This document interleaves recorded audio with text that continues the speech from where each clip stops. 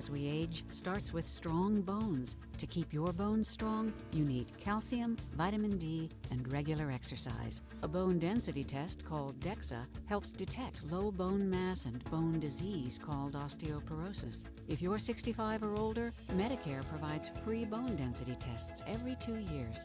Ask your doctor to schedule yours. For more information on how to be bone strong, visit pathtogoodbonehealth.org. Hey, Joe, I thought you were retired. Living on a fixed income is tough. So here I am, an essential worker. I know. I mean, food prices are going up every day. Thank goodness for benefitscheckup.org. Benefits what? benefitscheckup.org. It's a free website where people over 60 can find help to pay for food, medicine, even utilities. I got $1,200 a year in benefits. Maybe it can help you. Imagine a disease that affects more than 10 million Americans. More than AIDS, Parkinson's, ALS, MS, and muscular dystrophy combined. Yet few know its name. Some years ago, my mom was diagnosed with breast cancer. And after surgery, she developed lymphedema, LE, a cruel and chronic disease affecting 10 million Americans that occurs when the lymphatic system is compromised, leaving one with a lifetime of severe swelling and pain. What we found out later is its severity might have been lessened or possibly even prevented if only we were better informed. That's why I'm urging anyone facing cancer treatment to get educated. Talk to your doctor. Make it part of your cancer conversation. And if you have LE, share your story. With patients and doctors working together, we can learn and live. Learn more at lymphaticnetwork.org. We are real sports talk. Sports 56 WHBQ. Available on your radio dial at 560 AM and 98.5 FM, as well as around the world online at sports56whbq.com. Take us with you everywhere by downloading the Sports 56 app. And at home, just say, Alexa, play Sports 56. Wherever you are, stay tuned in to real sports talk. Sports 56 and 98.5 FM. We are Sports 56, WHBQ Memphis, and W253DF Memphis, Flynn Broadcasting Stations. It's time to get up and get your day started. Morant. Oh!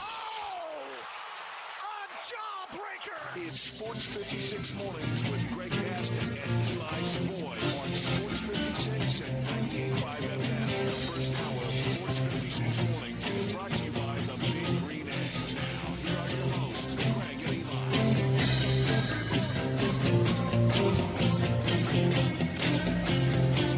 Eli. What's happening, good people? Welcome in. Happy Tuesday. Time for another edition of Sports 56 Mornings. Greg Gaston, Eli Savoy, Zach Boyd with you on this Tuesday, June 11th, 2024, broadcasting live from the Family Leisure Studios. Family Leisure, where family and fun come together. They got everything you need for summer, including above-ground pools, play gyms, patio umbrellas, hot tubs, discounted pricing on all in-stock pool toys and floats while supplies last. Check them out at 2120 Whitten Road, just north of I-40. And the first hour of the program is also brought to you by the Big Green Egg. Currently a delightful 65 degrees, little crispness in the air, less humidity than we're normally getting at this time of the year, but it's coming. Later this week, it's going to get hot, near 100 and humid again, but take advantage of it. Yesterday was nice. Today will be nice, and I think tomorrow as well. 82 for a high today. That's it, 82 for a high with plenty of sunshine. Tonight, mostly cloudy skies with a low of 58 degrees, but a very minimal chance of rain. And as I mentioned, tomorrow looks to be another nice day with 86 degrees as your high. Coming up on the program today, Dan Hurley makes a decision. Stanley Cup Finals, Game 2 last night, once again goes to Florida. NBA Finals moves to Dallas for Game 3 tomorrow. The College Baseball World Series is set. It will be the SEC versus the ACC with 4 teams each. KJ Wright will join us at 8:05, Super Bowl champion. now a 49ers defensive quality coach, the pride of Olive Branch High School. We will talk to him. Got a celebrity basketball event that'll be coming up to raise money for his fund. That's at 8:05. At 9:05, Mickey Barker joins us with our weekly golf segment. Also, Patrick Canali from the Overton Park 9 will be a special guest with Mickey. And then at 9:30, more golf. We'll talk U.S. Open, which begins Thursday from Pinehurst, number 2 in North Carolina. Our good buddy Steve Sands from the Golf Channel on NBC. We got some NFL coaching news to get to. Humdinger's Trivia will come your way at the top of the second hour, about 8:03, 8:05, somewhere approximately in that time period. So be ready for that. And, of course, we'll take your calls and texts, as always, on the Sissy's Log Cabin listener lines at 901-360-8255. That is your lineup for this Tuesday edition of Sports 56 Mornings. What's going on? Not much. Going to be a beautiful day. Going to be a beautiful week. Yeah, Yesterday was Friday. great. Yeah, Thursday, Friday, though, as I look at my trusty weather app, Thursday 90, not the end of the world, sunshine. Friday 94, Saturday 96, Sunday 98, and the humidity comes back. But we're not going to get rain. At least that's what it says for pretty much a whole week. So water your lawns. Just don't go crazy. Watered mine yesterday. Did you? Parts of it. Trying to grow some grass, so I had to put the water down yesterday. You know, last night I watched, I don't know, it's a new show. I guess it's a new game show. I don't know if the last night was the first one or not. Called the 1% Club. Yeah, with Patton Oswalt as the host. I haven't seen it yet. It gives you, I mean, I guess I shouldn't be surprised, but it does give you a bit of doubt about the human race? Intelligence of our country. It makes you doubt some people out there, and a large chunk of the people out there in America. It's, man, people aren't, there's some dumb people. Not that, again, I know that, but it's just like some of the stuff.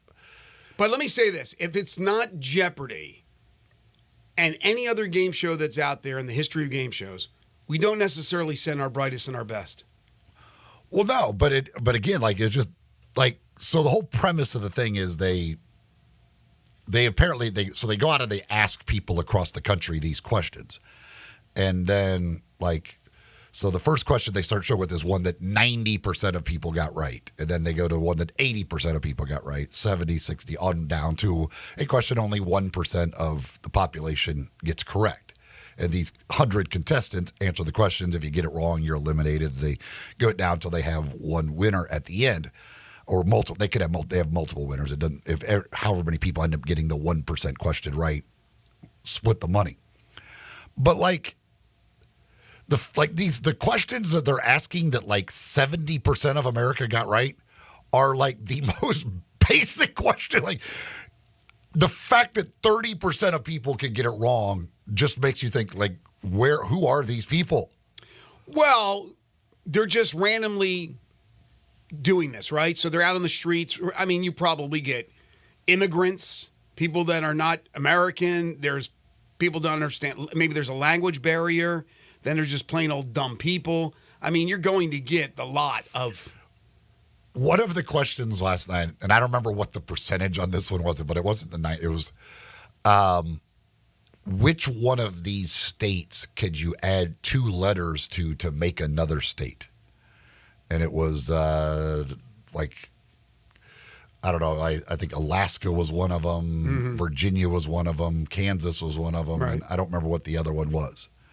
And like, but I want to say that was like the 70% question, like 30% of people.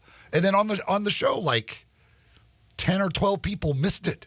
Everybody knows Utah's the answer. And I'm like, how? Like, how can you miss that question?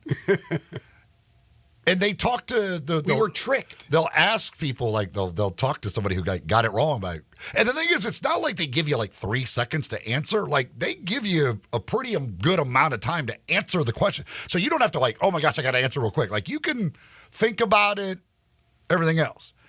And it's like, the one person was like, well, I saw Virginia. I thought of West Virginia.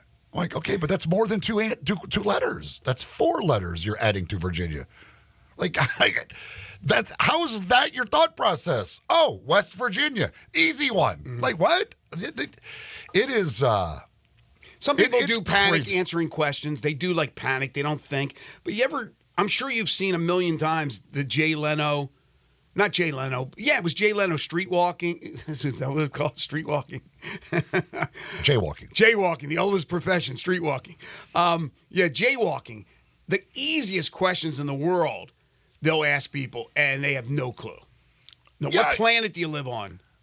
I mean, yes, again, I know they're dumb people. Like, I would think if you're going on a game show, a trivia game show, you'd have some level of intelligence. You would think, but some of these people have no shame. They don't care about being embarrassed. Did you see the viral video from, I guess it was Wheel of Fortune, from the guy maybe a couple weeks ago? It's crude, so I don't want to say.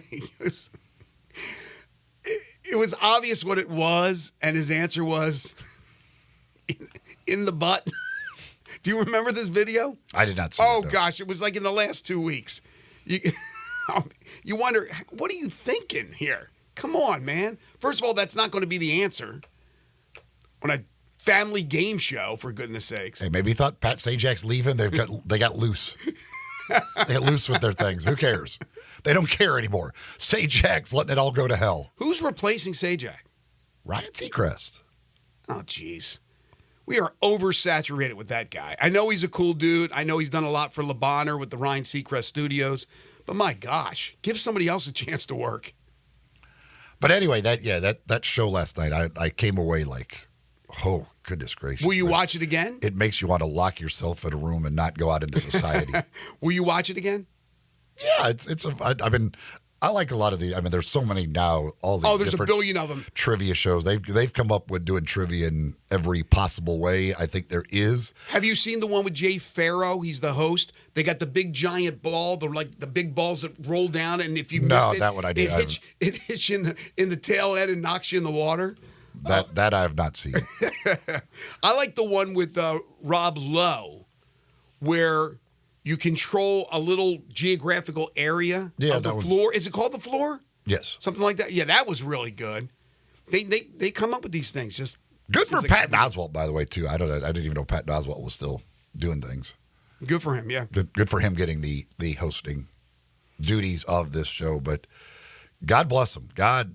There was a brother sister that both missed the same easy question. I'm like, man, your parents have to be real proud. Like I just can't imagine what their parents are thinking. Like, you both missed that question of all things. So I saw this today after last night's North Carolina State win over Georgia, 8-6. That moved North Carolina State into the College Baseball World Series, which begins Friday in Omaha. You have 4 teams from the ACC, North Carolina, North Carolina State, Florida State, and Virginia. And then you have 4 from the SEC, Tennessee, Kentucky, Florida, and Texas A&M. It is truly an SEC versus an ACC College Baseball World Series, although they don't all play each other at the beginning. The first 2 games on Friday is Virginia, North Carolina is one of them, so it's an ACC battle. It would really be nice because they do the 2 14 brackets. They really just should switch Tennessee and NC State and have an ACC bracket, SEC bracket, 2 winners meet. But Tennessee's in the ACC bracket and NC State's in the SEC bracket. I know. So it's Virginia, North Carolina on Friday, Florida State, Tennessee, and then Saturday, NC State, Kentucky. Kentucky's the one I really like. And then Florida and Texas A&M. Should be fun. But again, 2 conferences are involved. First time, by the way, in the 18 format. That they've had. There's only been 2 conferences. 2 conferences. 4 is the record. 4 is the most any conference has ever sent. This is the 6th time the SEC has done it. The 2nd time the ACC has done it. No other conference has ever sent 4 other than these 2. Well, I was reading this earlier, and I don't have all the stats from all the schools to back it up, but I believe the tweet. If you look at the big 4 sports in college athletics, football, men's basketball, women's basketball, and baseball, who do you think the most successful school was this season? 23-24 scholastic year. Well, NC State went to the Final Four in men's and women's basketball and got the College World Series. So there you go. NC State. I would bet, and you don't have to be a moron to miss this one. A lot of smart people would miss this one if I said who was the most successful out of all the schools. NC State, as you said, Final Four for men's basketball, Final Four for women's basketball, College World Series for baseball, and they finished 21st in the nation in football this past season. Final rankings, they were number 21. Wow. NC State. Pretty good year. Yeah, and when you hear about schools that could leave the ACC and go to the SEC or whatever in our next shakeup, whenever that is going to be, Clemson with their lawsuit, Florida State with their lawsuit, North Carolina, Virginia, even here Miami. But then there's the whole North Carolina and North Carolina State, according to legislation in that state, are joined at the hip. In other words, if Carolina goes, NC State has to. It's almost like it's a package deal. And now it's like NC State's going to bring along little brother North Carolina, because North Carolina State has had this unbelievable, outstanding year in collegiate sports. But there you go. The College Baseball World Series set for Omaha starting on Friday. And then, of course, the game within the game is the Jell-O shots at Rocco's. Who do you like, Eli? Well, I'm sure Tennessee will do well. The Florida schools? Because they'll have a lot of fans there, I'm sure. And they should be there for a long time. We'll see. The number one seed generally does not end up winning it. 1999, the last time the number one seed won the College World Series. So it hasn't happened this century. But Tennessee is the favorite. The betting favorite, plus 250, and I would imagine there will be a lot of Tennessee fans there, and so I would think they will do very well in that. Texas A&M, I'm sure, will do well. I think they will do well. I'm sure, as one of the favorites, they will have a lot of people, and they will have a lot of people there as well. Florida schools could be interesting. Again, I said last week that Tennessee, while the favorite, to me, so explosive, it seems like the smart play. But, like you said, the number one seeds haven't won in a long time. So, give me Kentucky. I don't know why I've always felt Kentucky was going to do it this year. The odds, do you have the odds in front of you, by the way? Is it still plus 900? Well, no, it's plus 450. They are plus 450. Tennessee is plus 250. A&M's plus 300. Kentucky's plus 450. So, three SEC schools are the three favorites. Damn, Florida, the last of the SEC schools, is like plus 1,200. They got the worst odds. So it's the three SEC schools, then four ACC schools, then Florida. So going into the Super Regionals, when you gave those odds last week, it was plus 900 for Kentucky. Damn, I should have jumped on it right there. That's the one I like a lot, but I still think maybe Tennessee can finally get it done, and a 1 seed can finally win. It'll be interesting. It'll be, I think, pretty exciting baseball. And the way these teams score, you're going to have these huge run games as far as total runs in a game. So look at the overs, ladies and gentlemen. It hasn't been too many low-scoring games in the tournament so far. So look for high-scoring games and going over on the run total. Dan Hurley makes the announcement yesterday. He's staying in Storrs, Connecticut. He wants to have an opportunity to do something that hasn't been done in a long time, and that's three-peat.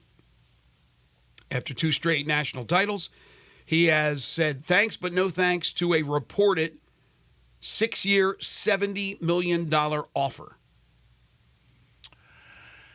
Yeah, I mean, I've said all along I would be surprised if he went. If you had told me it was only $70 million, not that I say only $70 million, I would have said no chance he leaves. That's not.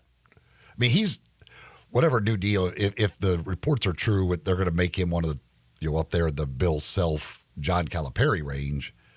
$70 million just isn't enough to lure you away. I know. I mean, if it was $100 million, again, I said, hold on, I'd be surprised if he left, but there probably is a price that he gets to. At $100 million, then I think then maybe he goes. But really, at $70 million, while yes, it is still more than he will make at UConn, that isn't like just the stupid money where you go, I'm going to leave where I'm comfortable and got a great thing going because this is just too much to turn down. It's weird that that's coming out of your mouth, but it's correct. And anybody listening going, $70 million is not like life-changing. Yeah, it is. For most people, it certainly is. But like you said, if they're able to get him up there in Calipari and self-range, then what are we talking about here? A 6-year, $70 million deal puts him into double figures. He's only making around 5, if that, at Connecticut. Is it even 5? I think it's 4 5. something. I think it was a 6-year, $32 million, something like that he has. Okay. But now you're talking about getting him up there near, what, $9-10 million. And if that's... Cal makes 7, and Self's at like 9.5, so... Split the difference? Somewhere in there. I mean, to be one of the 3 highest paid, he would be in the... Tom Izzo, I think, is third at like 6.2 or something like that. They're the only 2 that make more than $6.2 million, so assuming he gets up around 7, maybe more. Well, you're not getting anything from football. You're losing money with football, and you still have a football program. So it's not like they got money falling out of their pockets at UConn. But if you can get him in the 7.5 range, 8 range, it's not that much of a difference from 10 or thereabouts. Yeah, to you and I, a couple of million difference. It could be all the difference in the world. But for him, it's stability. It's also a chance to do something that hasn't been done since Wooden. He loves it. He loves coaching college. I mentioned yesterday about, hey, these are Northeast people. They may not want to go out to Southern California. And it's a Lakers job that's volatile in the sense that you got LeBron, you got to alter your style a little bit, and I'm sure he doesn't want to do that.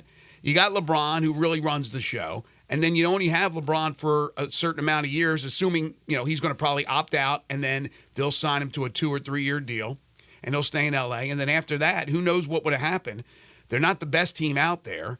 He's probably going to get, not probably, definitely going to get some NBA offers down the road. And I don't see implosion at Connecticut. They may not win 3 in a row, but they're going to be there every single year because he develops these players and they know it. So they're going to look to go to Connecticut to play for him. So it's not crazy. It's not crazy. And it also shows it's not just about the money. But there are some people, some national people that are saying, well, if you really wanted Dan Hurley, and apparently they did, then why didn't you come up on that offer? Why wasn't it that $100 million that we thought it was when it was first reported, at least the speculation that was out there? Yeah, in reading some of the stories, the Lakers, like, that ownership group is just not, like, flush with the money to be able to see, like the idea, like, when it was first said that they're prepared to make a massive offer. Well, again, yes, $70 million over 6 years, I guess, could be massive, but it was going to make him one of the 6 highest paid coaches in the NBA. Like, to me, massive means you're going to be one of the top 2 or 3. Like, I'm wondering if they massive means like stuff that people don't get. Like, this is a massive offer. It is a type of offer that is going to be really, really hard to say no to. I'm wondering if they were thinking, this is a massive offer because here's a guy with no NBA coaching experience, and we're giving him $70 million over 6 years, unproven at the NBA level. Maybe through their mind, that was their mindset going into this thing. Yeah, we're going to make him an offer, and it's just incredible. But yeah, for a person with no experience at the NBA level, but as far as making this incredible splash offer, it's not what we thought. Actually, we thought it was going to be much more.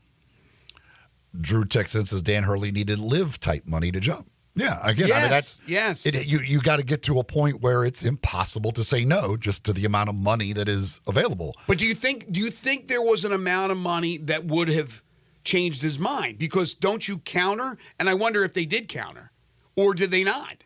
I don't think they have it. I don't think they have more. Did they say this is a final offer? You think when they went, this is it? There's no negotiation.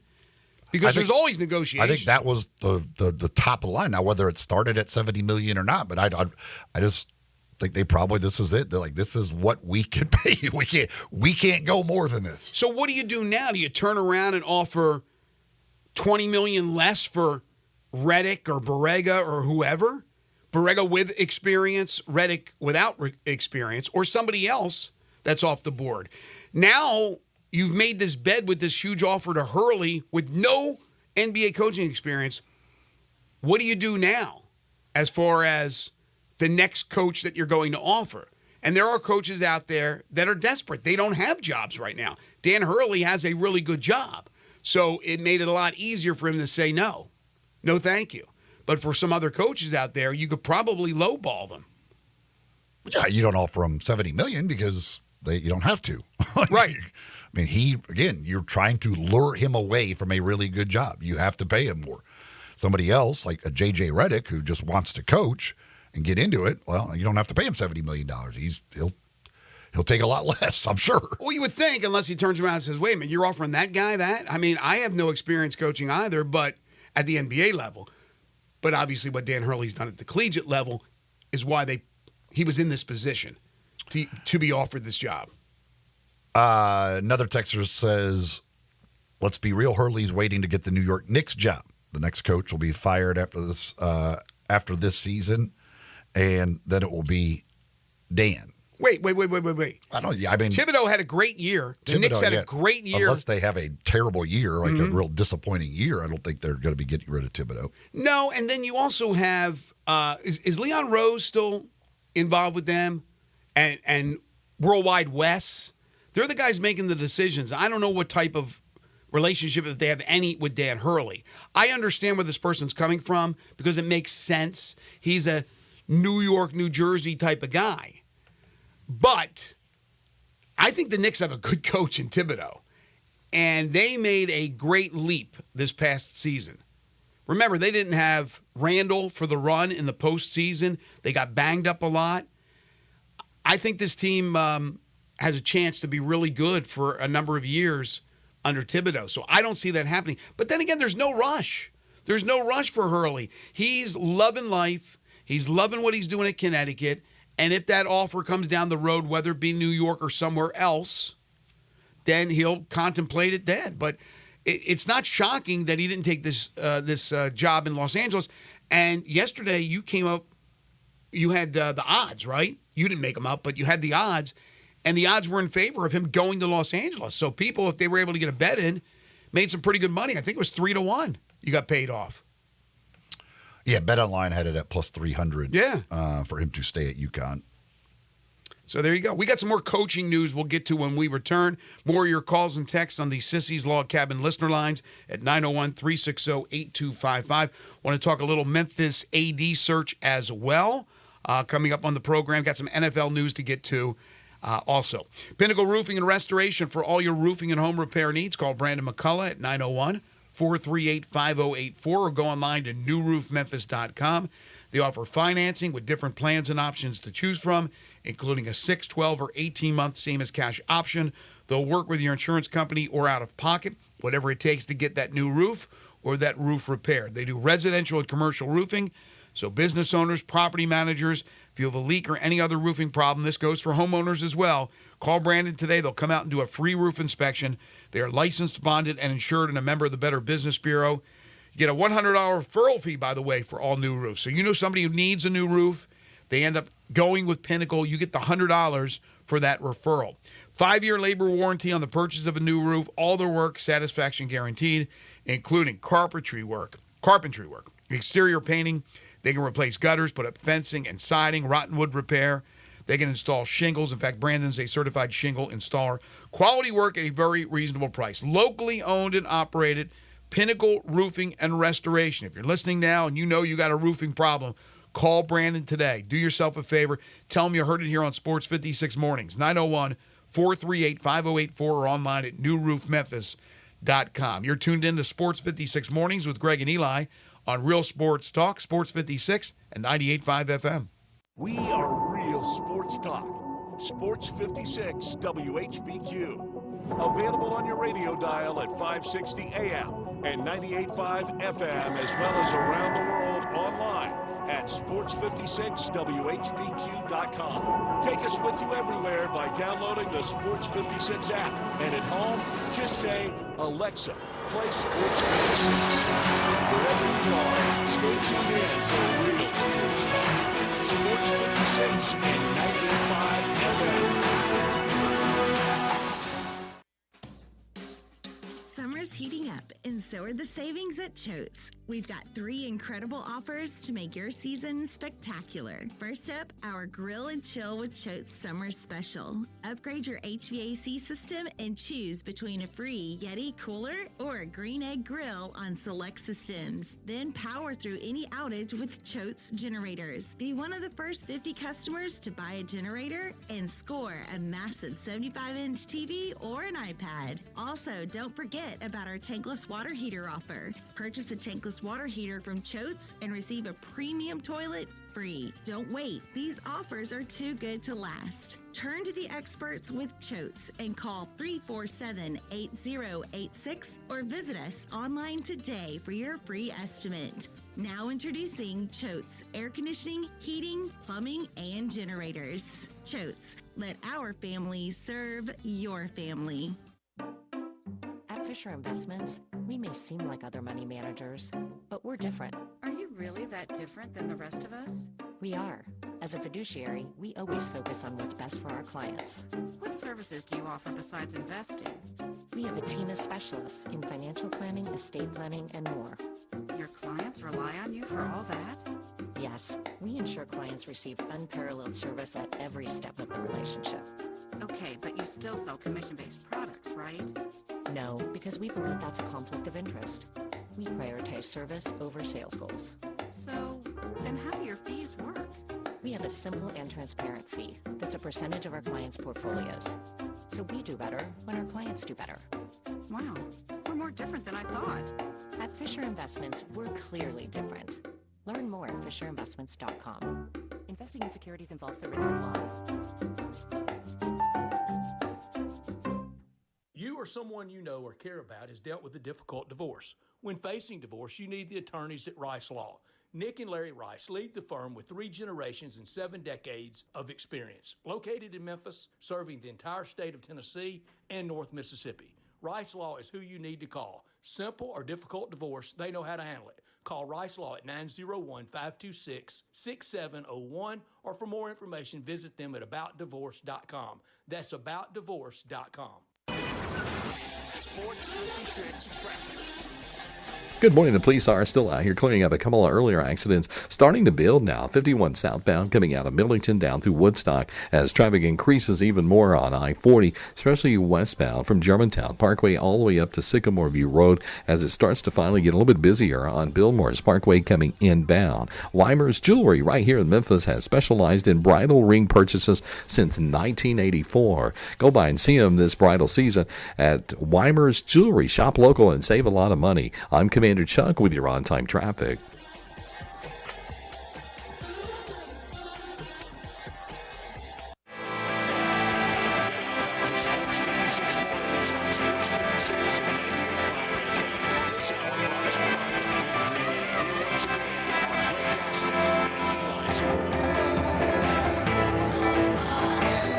There was some other NBA coaching news aside from Dan Hurley turning down the Lakers. Darvin Ham, the former Lakers head coach, is returning to Milwaukee as Doc Rivers' top assistant.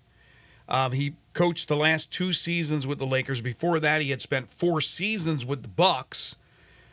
They won the title, of course, in 2021. So now Darvin Ham goes back to Milwaukee and will team up with Doc Rivers. Another texter says, I think Hurley will coach the Nets in the near future. Well, we know the Nets go through some coaches. We know that job seems to come open about every 2 years. So, but that might also, but I don't know that would be the place he would want to go simply because of that. Well, that's an interesting dilemma because it is in his neck of the woods, but it's an organization that annually craps the bed. So why would he want to go to that? Well, there has been criticism about the Lakers' job The Lakers' job right now with LeBron James, at least there's still a team that's competitive. They may not be a top 2 or 3 team in the West, but they're competitive. The Nets simply are not. So down the road, if all of a sudden Brooklyn brings in players and they're good, but then again, they wouldn't make a coaching change if that was the case, more than likely. So you would have to take the job while they were bad. Just because of proximity, I don't know if you would take the job either. I don't know what makes the guys, the decision making. What's the most important thing in his criteria? Is it where he lives? Money? I mean, obviously, he just said no to $70 million. It's important, but it's not the end all be all. Competitiveness of the team, I think, is going to be extremely important on that list. So the Nets, well, it makes sense from geographically, doesn't make sense with the history of that program, with that organization. Pete Thamel reporting that former University of Washington coach Mike Hopkins, a 2-time Pac-12 Coach of the Year, has agreed on a deal to become an assistant for the Phoenix Suns. He will join Mike Budenholzer's staff after 3 decades coaching in college. So he's not taking over as a head coach in the NBA, but he's bringing tons of college experience now to his job as an assistant coach with the Suns. Yeah, that's an interesting hire. I don't like that one. That one seems to come out of nowhere. Like I have no idea why he would be the guy. There's got to be history, right, between Budenholzer and Hopkins, or wouldn't happen. I don't know what that history would be. I don't know it either, but I can't imagine Ishbia was like, hey, man, you're taking this guy. I'm force-feeding you some longtime college coach. So going back to the Lakers real quick, the only 2 names that have now been associated with the job were the 2 original names. When Shams reported that it was J.J. Redick and that there was also a report out there that Borrego was a guy they were looking at, those are the 2 names that surfaced yesterday after Dan Hurley turned down the job. Are there not any other viable candidates? Is that it? If they're smart, they'll go after Bickerstaff. I like JB. I think JB got a raw deal, but I don't know.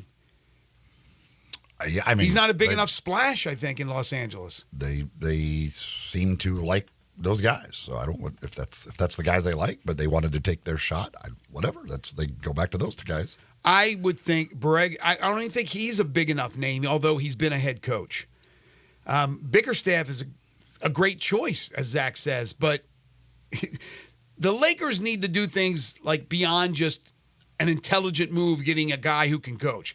They have to make a splash. They have to bring in a name. That's why, let's reach for Dan Hurley from the college ranks. J.J. Redick with with only broadcasting experience and no coaching experience.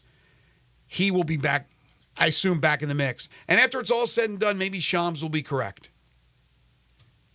In a roundabout way, he'll get it correct. Could very well end up going back that way.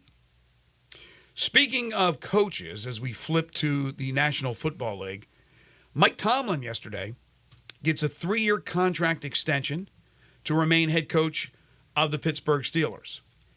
The Pittsburgh Steelers organization has had 3 coaches, 3 head coaches.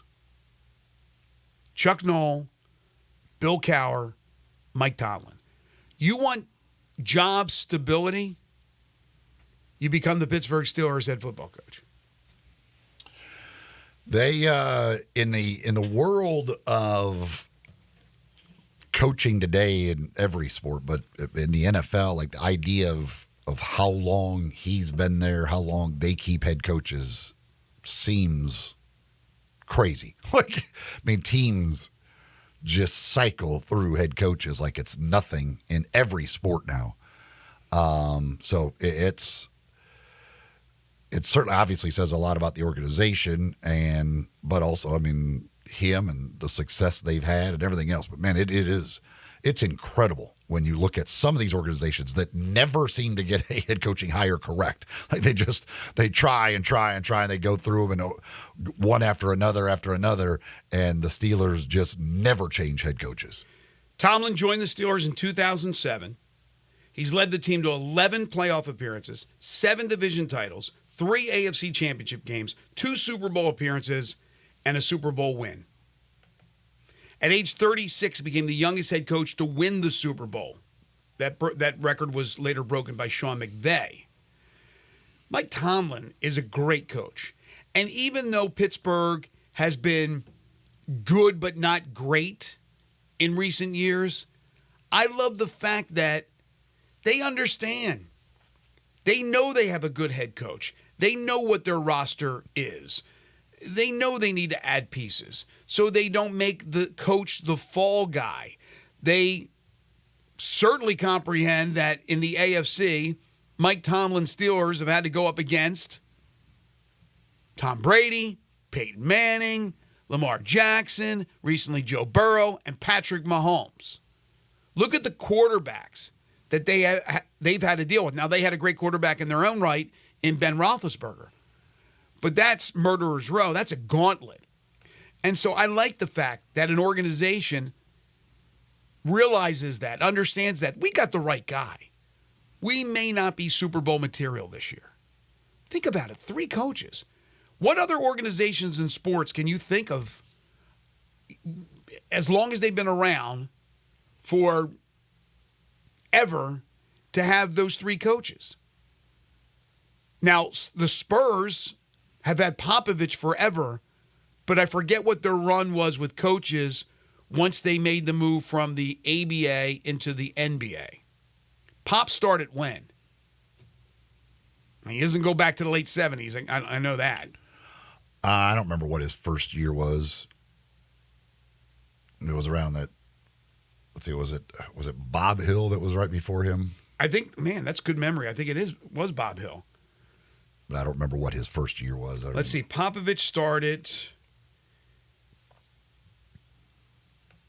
96. He was a Spurs assistant from 88 to 92, then became a Warriors assistant from 92 to 94. But you're talking about 96. So what happened for the 20 previous years when they made that switch? And I forget when exactly that was, the ABA and those 4 teams coming over. But I can't think of any organization that has come close to that. Cowher. Make that Knoll, Cowher, Tomlin. There you go. Ownership hasn't had to worry about coaches. Now, they've made changes with coordinators and things of that nature. Our buddy Randy Fichtner, of course, who was there a long time as a quarterback's coach, became the OC and was let go, and others. Yeah, it was Bob Hill. There was one season of John Lucas before him.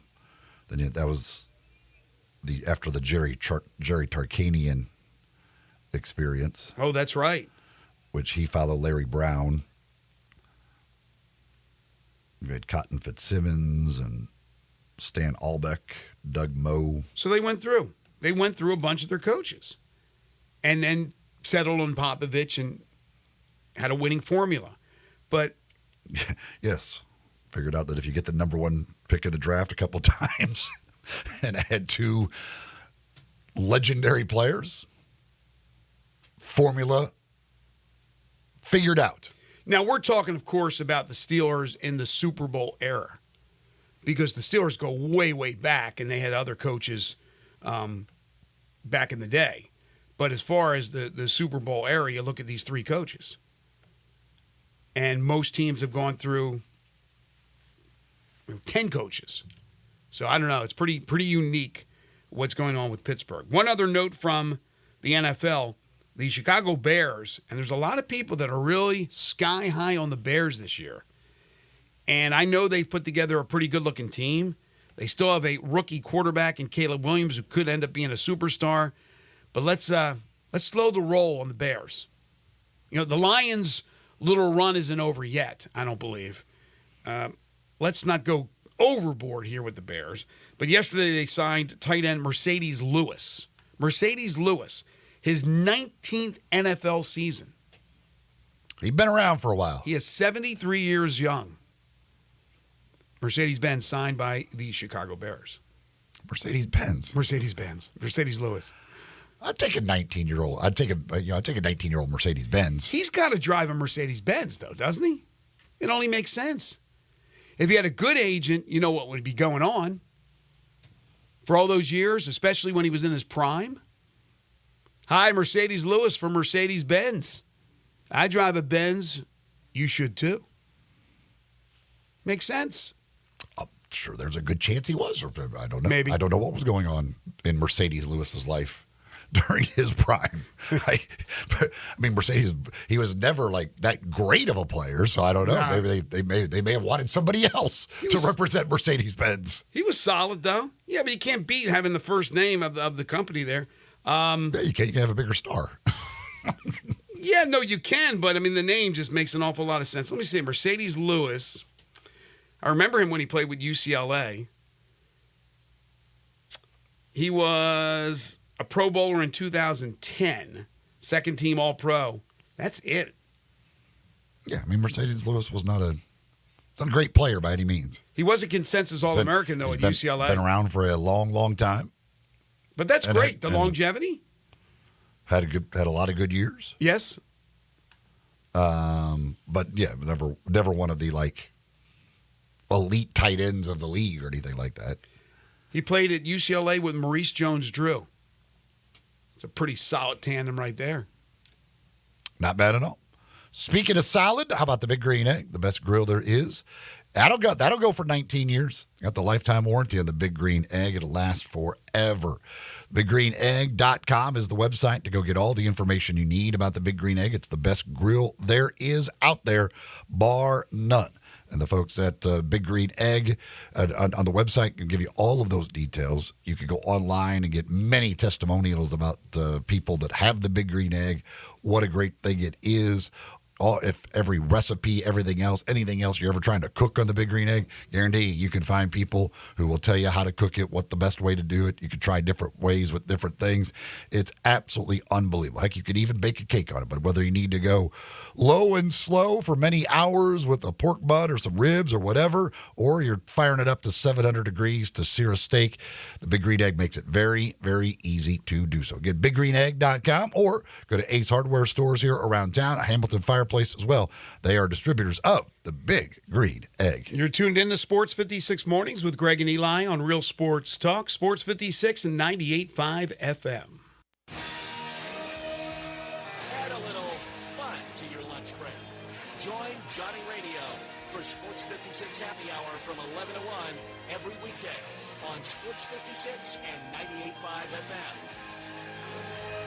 Any day is a good day to sell your home. This is Sheldon Rosengarten with Mark's Ben Store Realtors, but the absolute best days to sell your home are those days that end with a Y.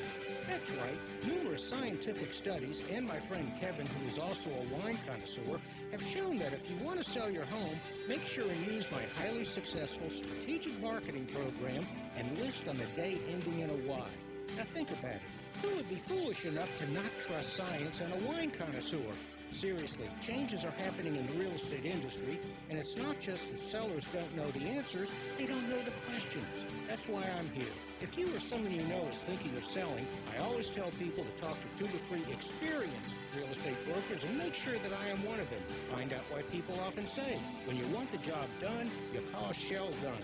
Call me at 483-0546 or MemphisRelocate.com.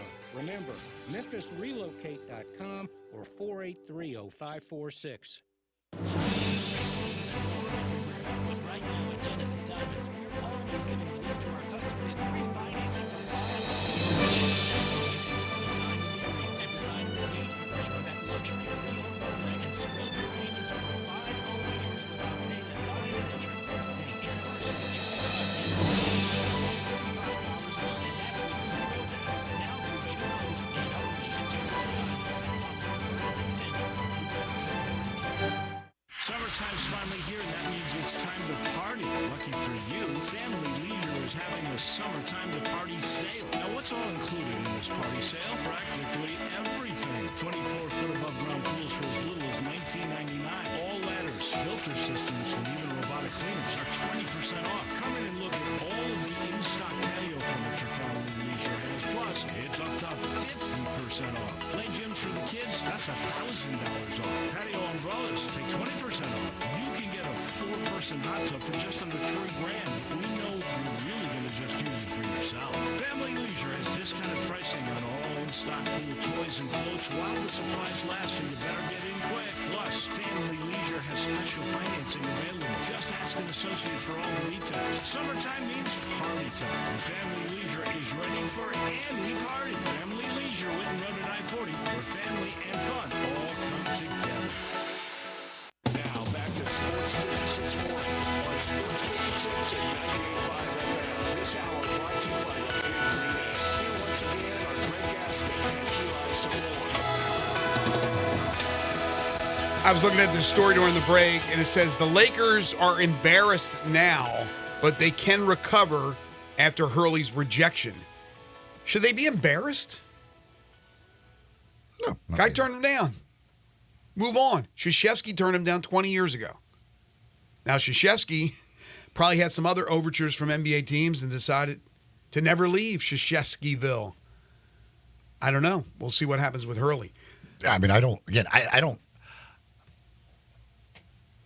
To me, the offer wasn't as much as I would have guessed it would have been, but it wasn't like an embarrassing offer.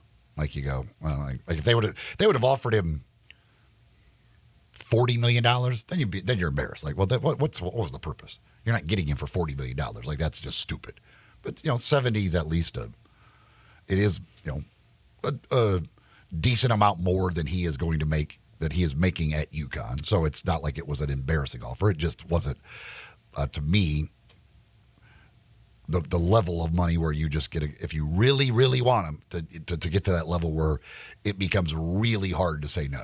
Yeah, you can't say life-changing money because it is life-changing money. It's all this stuff is like monopoly money to me. It's life-changing. But for him, when he's in this position where he's going to be making really good money at UConn and that's going to go up after what just happened, then you can understand why he said no, plus other factors that went into it. For those that are hoping that the Dallas Mavericks can come back and win the NBA final, the numbers will tell you it ain't going to happen. The Boston Celtics, when leading 2-0 in a best-of-7 series, are 43-1. Ouch. 43-1. Boston's record when leading 2-0 in a best-of-7 series. Tomorrow night, Game 3 from Big D. The Mavericks are a favorite for Game 3. They're a 1.5-point favorite, a 212.5 point total. Adjustments need to be made. I don't know what you can do, though. I don't think Boston has to adjust anything.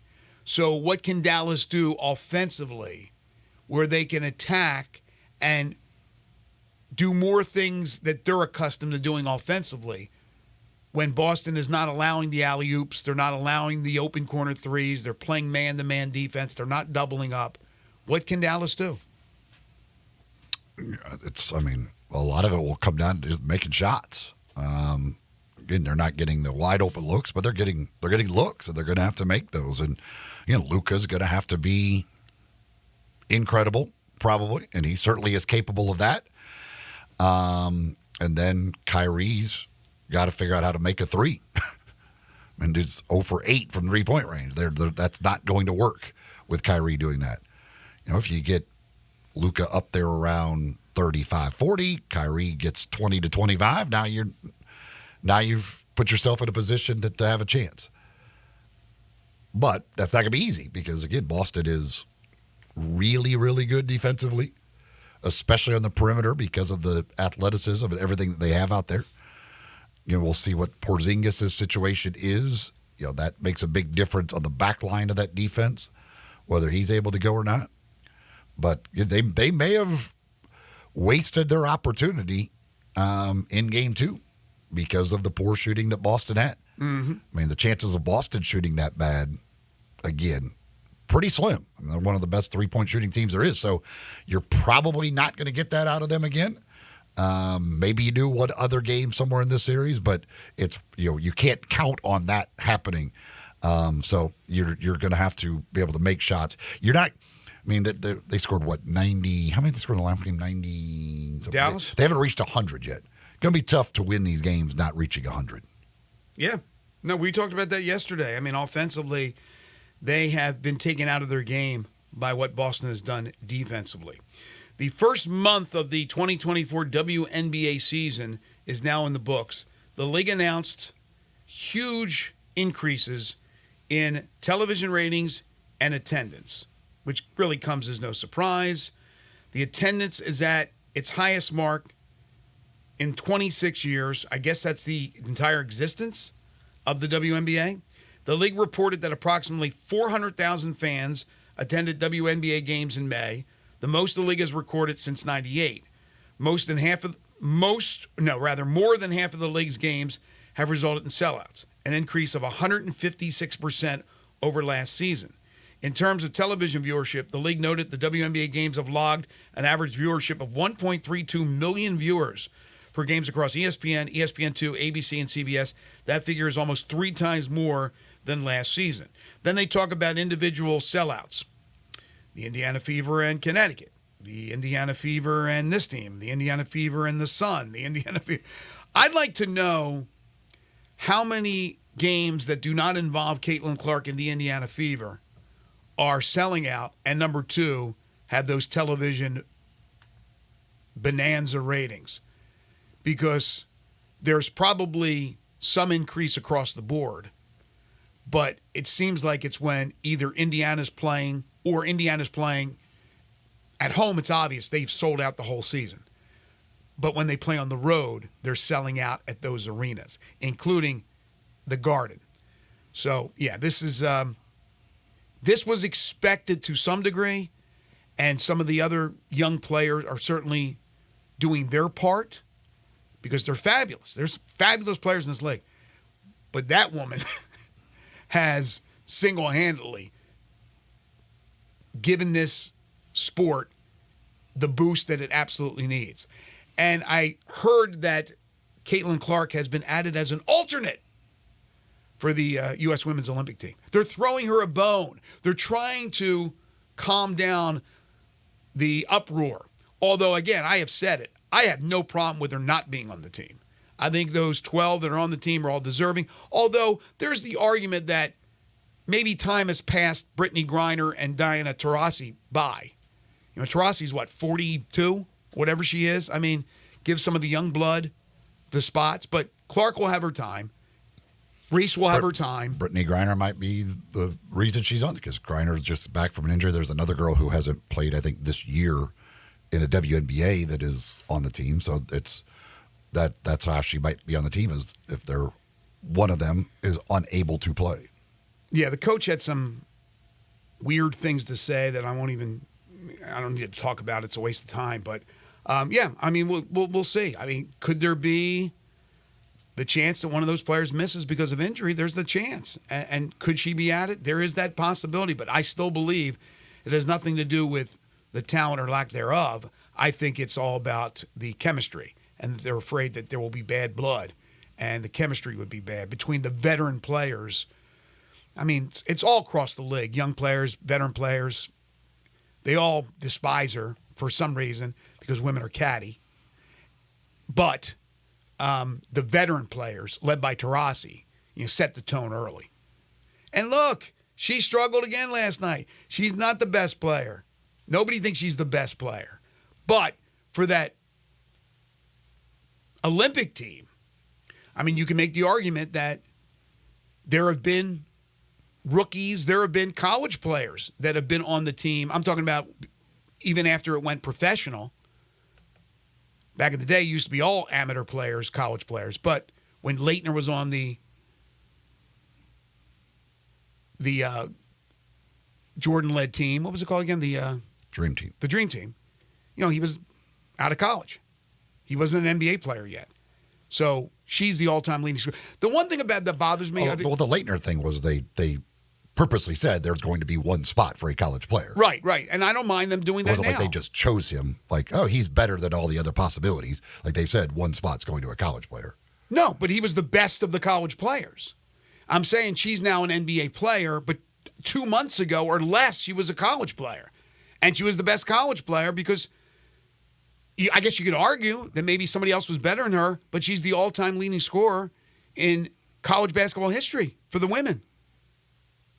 You'd have a real hard time making an argument that somebody was a better college player than her. There will be somebody that will argue that. There will be somebody. But the point is that when they, again, I have no problem with her not being on this team. So don't misunderstand what I'm saying. But the way they talk about her is like she's some slappy. Like she's only being talked about because she's popular. No, she's a hell of a player. She's taken her lumps as a rookie. She's had some great moments and some tough moments, some rough moments. Last night was a bad game for her. But she also plays on a crappy team with not much help. So give her a little bit of the benefit of the doubt. But again, when they talk about her being like, she's not some scrub player. She's the all-time leading scorer in women's college basketball history. Drives me crazy when they kind of forget about that stuff. All right, hour 2 on the way. We're going to be busy. We'll start off with Humdinger's Trivia, and then KJ Wright will join us, Super Bowl champion, now a member of the 49ers coaching staff. He's a defensive quality coach. We'll talk to him about his new gig. 9 o'clock will be Golf Heavy with Mickey Barker and friends, and then Steve Sands from the Golf Channel on NBC. He will break down this week's U.S. Open. This is Sports 56 Mornings with Greg and Eli on Real Sports Talk, Sports 56 and 98.5 FM.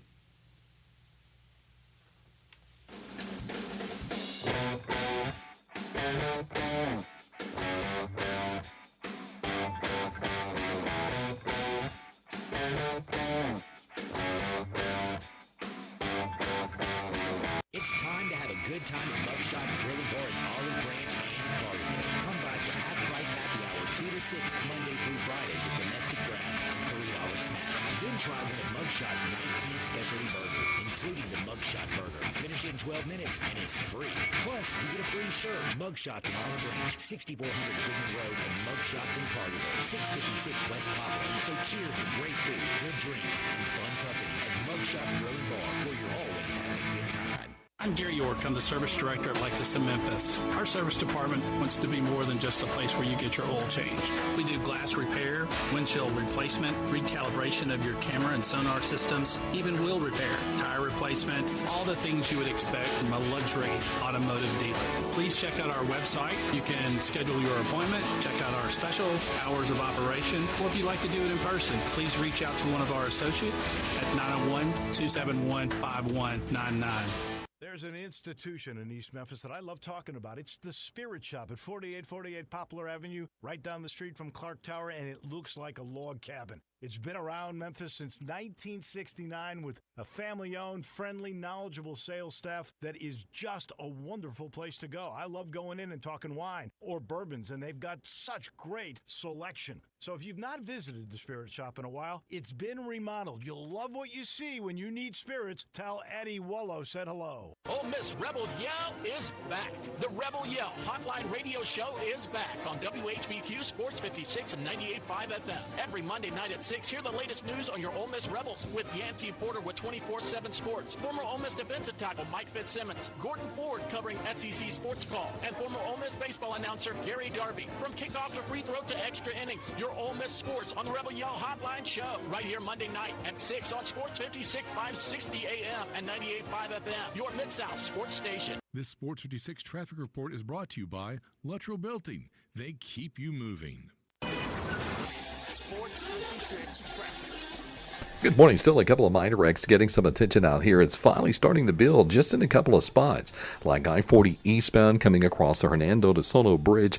I know it's going to take some getting used to with that 55 bridge remaining closed for the next couple of weeks. It also kind of messes up traffic during the afternoon rush hour as well, catching folks off guard there in the Midtown area. Traffic still in good shape right now, 55 northbound up through DeSoto County. Hey, 24/7 reliable crane and rigging services right here in the Memphis area. Make it Tomahawk Crane and Rigging. I'm Commander Chuck with your on-time traffic.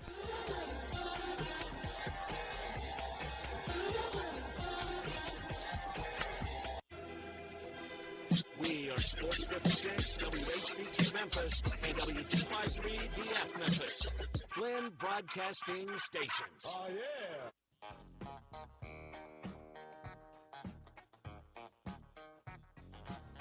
Now back to Sports 56 Mornings on Sports 56 and 98.5 FM.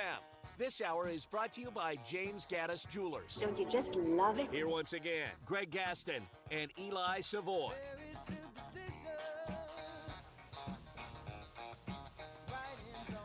Welcome back, everyone. 8:02 the time, hour number 2 here on Sports 56 Mornings, the Tuesday, June 11th, 2024 edition. Greg Gaston, Eli Savoy, Zach Boyd with you from the Family Leisure Studios. Family Leisure, 2120 Whitten Road, just north of I-40.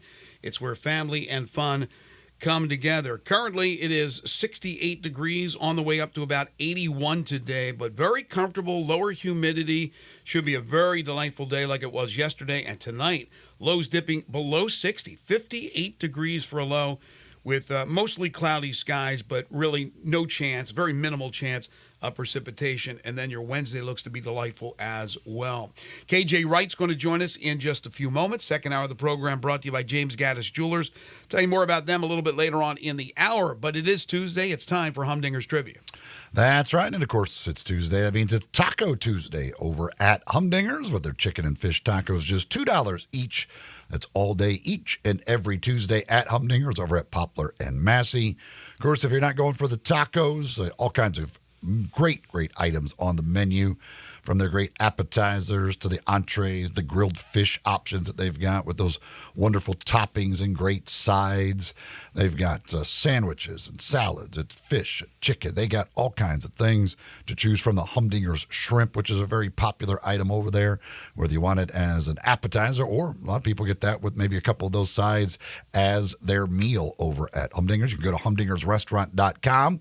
Check out the entire menu, including catering options. You can get all kinds of information about catering. If you've got an event you need catered, talk to the folks at Humdinger's. They certainly could take care of any needs you have when it comes to catering, and they're going to make a guess at any event. Very, very happy with some of that wonderful food from Humdinger's. If you are the first to answer the trivia question correctly, well, then you'll win a $25 gift certificate to Humdinger's. All you got to do is text it and your answer to 901-360-8255, 901-360-8255, the Sissy's Log Cabin listener line. Text in your answers, and the first correct answer will get the $25 gift certificate to Humdinger's. Here is today's question. Very simple one with the College World Series now set, getting underway in Omaha on Friday. Which school has won the most College World Series titles? Which school has won the most College World Series titles? 901-360-8255. Text in those answers.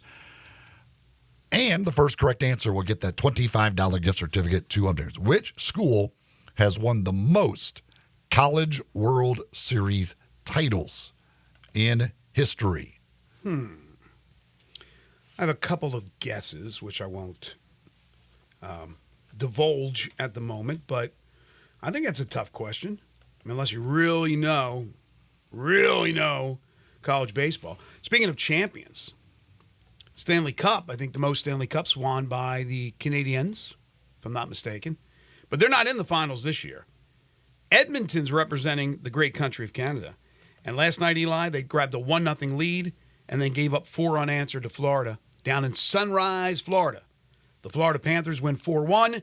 After their 3-0 win in Game 1, they now lead 2-0 as the series will now shift to Edmonton.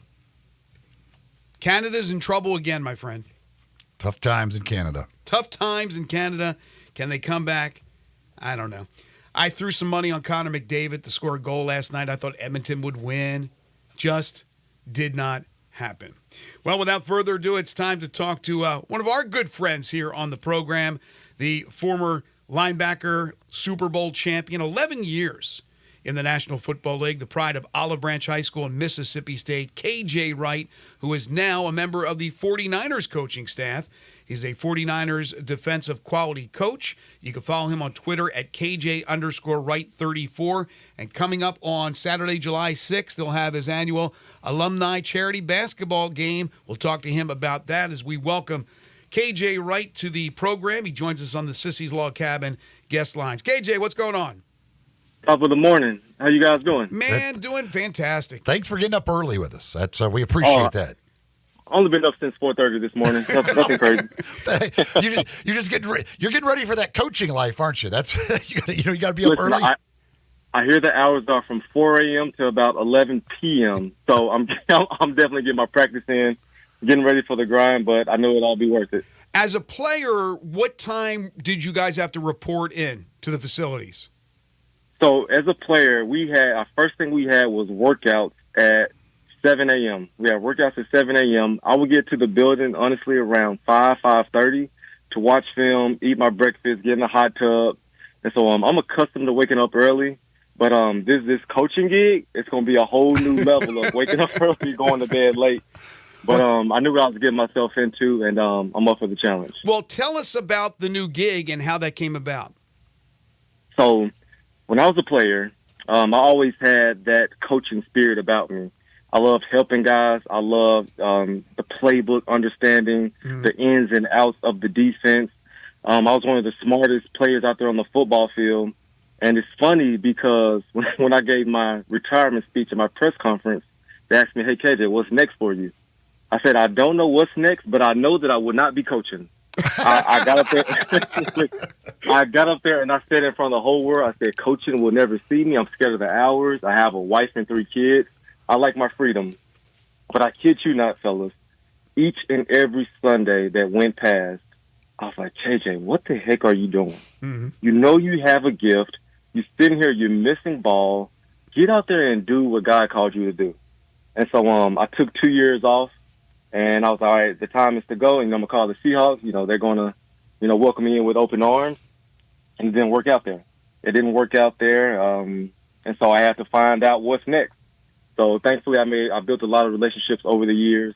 I called up Nick Sorensen, who's the defensive coordinator here now. He was my coach with the Seahawks. And the next day, they had a spot open for me. And so, truly blessed to come to a great organization, a team that knows how to win, a team with some badass linebackers. And so, I can't wait to get started in training camp. Yeah, obviously, it's a great team to go to and certainly a great organization. But will it be weird being in that division, against the Seahawks? I can't lie. When I first got here, I've been wearing blue my whole life. When I put on that red shirt to come work out, it felt a little odd. It felt a little weird. But I tell people all the time, there's no bad blood with Seattle. I obviously was disappointed in the decision. But, fellas, this is a business. It's always been a business, and their loyalty is to who they want to be loyal to. And so I totally get it. Played for Coach Carroll for a decade.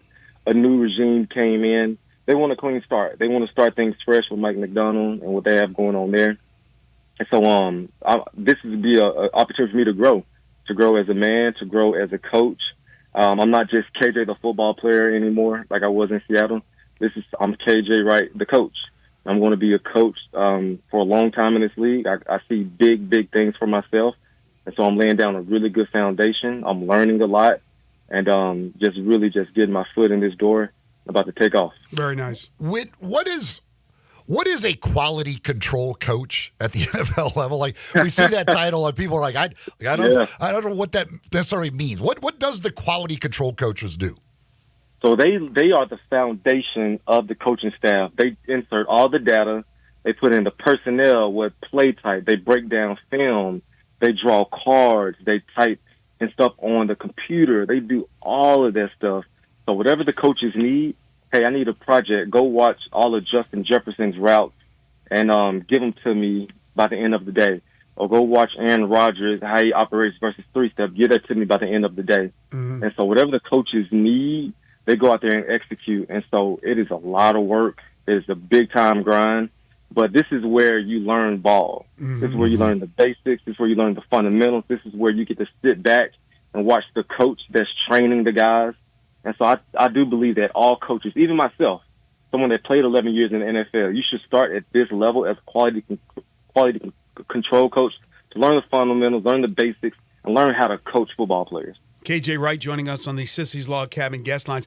I'm stretching it a bit here, but you're going to an organization whose arguably greatest linebacker of all time, a guy by the name of Patrick Willis, who happened to play at Ole Miss, and you happen to play at Mississippi State, and you guys don't like each other. I'm talking about the schools. That's kind of a stretch, but it is the truth. Yeah, and let me tell you something. Each and every year, I went back and I watched Patrick Willis and I watched Navarro Bowman. Like, Patrick Willis was someone that I admired in college. Big number 49 with that big club on his hand, that visor, just someone that was just a dog each and every Saturday. When he came to the NFL, I believe, 8 years, Hall of Fame career, and well earned, well deserved from him. And so I still hate Ole Miss to this day. That nothing has changed. But I do give credit where credit is due. Patrick Willis is the staple when it comes from how to play at the linebacker position. And I still haven't met him. Like, I haven't met him. I didn't meet him when we played. Hopefully, they say he come around the building a lot, so I can't wait to meet him, introduce myself, congratulate him on a Hall of Fame career. But you talk about a legend. That guy did it the right way. Well, as you said, I mean, in coming into San Francisco, obviously a team that you walk into a place where the expectations are that you guys are, you're one of the best teams in the NFL. And, the expectation, I guess, would be that, hey, we've got a great chance to win the Super Bowl. Yeah, and every guy is coming back from last year. It's a Super Bowl caliber football team. Brock Purdy coming on the scene as Mr. Irrelevant, and I believe he's a top 3 quarterback in this league. The guy's so poised. The guy has so much confidence, makes a lot of great decisions. He can hand the ball off to Christian McCaffrey 25 times a game. He can spit it out to Ayuk and Debo and Kittle. I mean, just so many weapons on this football team. And just the leadership from Kyle Shanahan and John Lynch, just watching those guys behind the scenes. They communicate well. They hold guys accountable. They know what they're doing. They know how to run a football team. And so, we come out here, we want to win this division, get that home field advantage, and take off from there. Well, very happy for you, first of all. Let's make sure you understand that. We are extremely happy about this next move in your life into coaching, even though you did not want to go into coaching. We're very happy for you. We're also happy about the Right Way Foundation, which you've done a lot for people, and you're going to have this alumni charity basketball game. How many years now for this? For you? This is year 3. This is year 3 us doing it. Okay, yeah, you've been on with us every year to talk about it, and we're excited. Hopefully you'll have 30 to 40 more years of these alumni charity games. It will be the Conquistadors of Olive Branch. Who are the mighty Bad Hawks that you guys will go up against? Have you heard of Holly Springs High School? Yes. Yeah. Those guys are some monsters when it comes to basketball. They're like the San Francisco 49ers of high school basketball. I mean, those guys, when I played them in high school, they used to destroy us. They simply destroyed us each and every time we played them. They still have guys right now, in my age, playing professional basketball overseas. There's a guy named Derek Fountain who plays at LSU right now. And so it's going to be a phenomenal matchup. We're going to recapture history. We're going to celebrate the Keisters. We're going to celebrate the Bad Hawks. And just really just bring light to the city, a fun event. We're going to raise money for the student athletes of each school. Every penny is going to go right back to the high schools.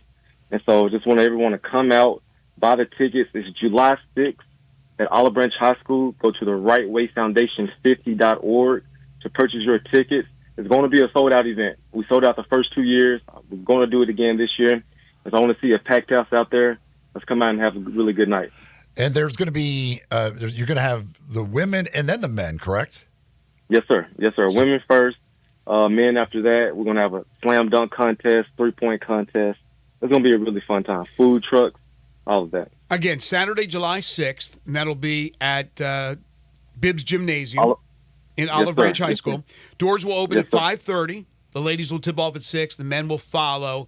And as KJ said, there'll be the slam dunk competition, all kinds of fun things that go along that coincide with the games, and again, benefiting these two high schools. Tell us a little bit more about the Right Way Foundation. Yes, so I started that right when I retired, and I went through this journey. Well, no, every human goes through this journey of finances. Mm-hmm. Some people get it right. Some people, they have to learn the hard way. And so I'm really passionate about financial literacy. It's not talked about enough in schools. It's not talked about enough in a household. And so I took it upon myself to go to the Boys and Girls Club each and every week and teach these kids finances. I partner with JP Morgan Chase, and we just laid down the very basics. How does credit work? Compound interest, the stock market, real estate, investing, how to avoid getting scammed. Like, there's so much that we need to learn as human beings about finances. I made a lot of, I didn't say a lot, but I made some bad decisions that I didn't know when I was younger. And so if I could teach these kids while they're in high school, teach them while they're young, they go into college, go into adulthood, hopefully we can just get this thing turned around when it comes to people's education, when it comes to finances. I think that is great because I think any of us have that experience. That first time, like, you walk onto the college campus and there's that table set up and they're about credit cards and like, all you got to do is sign up and they'll give you a credit card and you're a college kid. You're like, wait a second, I've just got like free money. People don't understand. Like, a lot of these kids go to college or whatever and they'll have that. And like, they have no idea what they're signing up for, basically. Yeah, and for me, I was taught when you get credit cards that come in the mail, you just cut them up and rip them up. Yes. And so I did just that. When I got to the NFL, right when my rookie year got done, I wanted to buy a truck. I was like, all right, I'm here to buy a truck. And they was like, hold up, you can't purchase a vehicle. You don't have any credit. You don't have any credit history. Yep. I was like, I have the money to do it. I can't take out a loan. So there's just so many things that you don't know. There's so many safer ways to start credit while you're younger. And but to have no credit is they say you rather have bad credit than no credit. And so just learning so much over these years. And I just want to teach these kids. We're going to continue it even this year while I'm in San Francisco. JP Morgan and Chase are still going to go to the Boys and Girls Club. That's great. To teach these young kids. That's great. And especially in today's world with the amount of scam type things that are out there, like, that is certainly something that this generation needs to know about. Yeah. Yes, sir. Yes, sir. So what about, KJ, just a little bit more on this, and I know you're out there to make sure youngsters, and at a young age, understand finances, understand debt and all those things. But what about, we always hear the story of the athlete, even today in 2024. I don't know if it was A.J. Brown or whoever it was, Antonio Brown rather, that $80 million, $100 million, and it's gone. I mean, how do those things happen? And it's so crazy. You think about it, you overspend, you take care of too many people, you make really bad decisions, you fly private all the time. And it's crazy because when you get a lot of money, some guys, they just spend a lot of money. Mm-hmm. But you got to realize, like, the window that you have to make millions of dollars, you got about, for the good ones, for the great ones, you play about 10 years and you retire at like 32, 33. You got to make this, my goal is this money is going to go to my grandkids, right? This money should go to your grandkids. So I've got to, you have to live you have to live within your means. Mm-hmm. You can't overspend. You can't take care of everybody. You got to tell people no. People are going to get mad at you. But to fly private, to buy all these Rolls Royces and Ferraris, if you got it, cool. But if you don't try to look cool for the Joneses. That's not it. But unfortunately, the guys just make bad decisions after bad decisions. Divorce is a really big thing. Sure. Child support is a really big thing. And so it's a really, really sad thing to see because we work so hard our entire lives. We make so many sacrifices to accumulate this wealth and for it to be gone in a blink of an eye before it. Like, Antonio Brown's not even 35, 40. And so who knows what's next with these guys. And so that's extremely stressful. That's extremely disappointing. And I just know that for me, thankfully, I made a lot of good decisions, smart investments, safe investments, to where I don't have to work again, for the rest of my life. Good for you. But I am good working. for you. That's great. Yes, because you'd be bored. You'd be bored out of your mind. And let me tell you, exactly. For a guy who now has 3 grandchildren and 2 children, you have 3 children. Yeah, they are fun to be around for a certain time period. To a certain extent, you will go crazy. So I'm glad you're working. How old are your kids? 4, 8, and 16. Okay, is it boys? What? Oh, 2 boys are the youngest. Oldest is a girl. Will the boys? Are they football player? I'm obviously the 4-year-old, but like the 8-year-old, is he getting into football? No, my 4-year-old, I could see it already. He's going to be a first-round pick at defensive end or linebacker. I'm telling you, this guy, he has like the eye of the tiger since he came out the womb. It's like something about his energy. He's already like stocky. He's already like built, and so he's going to be my football player. My son, my oldest son, he's a soccer player, and he's super fast. He loves Mbappe, loves Messi, but they're very involved in track, soccer. But that 4-year-old, he's going to be my first-round pick. So do you try and steer them to or away from football at all, or just kind of let them make their own decisions and figure it out? I ask my 8-year-old all the time, I say, all right, son, you ready to play? You ready to play flag football? He says no every single time. He's like, no. I asked my 4-year-old, hey, buddy, you ready to play some football? Yeah, Dad, let's go. I was like, boy, you can't even spell your full name. You trying to play some football. So, it's been really good. I just want some healthy kids that's involved in sport. And both of those guys are doing just that. Fantastic. He's KJ Wright, Super Bowl champion, 11 years in the National Football League, and now a member of the 49ers coaching staff. He's a defensive quality coach with the Niners. You can follow him on Twitter at KJ_Wright34. Again, it's the Right Way Foundation Alumni Charity Basketball Game. It'll be taking place on the 6th of July at Olive Branch High School. Doors will open at 5:30. You can go to the Right, and that's WRIGHT, the Right Way Foundation 50, the number 50.org. Get your tickets now because, as KJ told us, it's been a sellout, and it will sell out again quickly. Help out the cause. The beneficiaries will be the 2 high schools, that Olive Branch, of course, and Holly Springs. It'll be those two going up against each other on July 6th. KJ, thank you so much. Really appreciate it. Always great to have you on the program. Always a pleasure. Thank you, guys. Thanks, KJ. So we do have a correct answer in our Humdingers trivia. The people were all over this one. We had a ton of answers come flooding in, and a lot of them correct answers. Zach, I'm going to have a big tiebreaker for you coming up here in just a moment. The question was, which school has won the most College World Series titles? They haven't won one since 1998.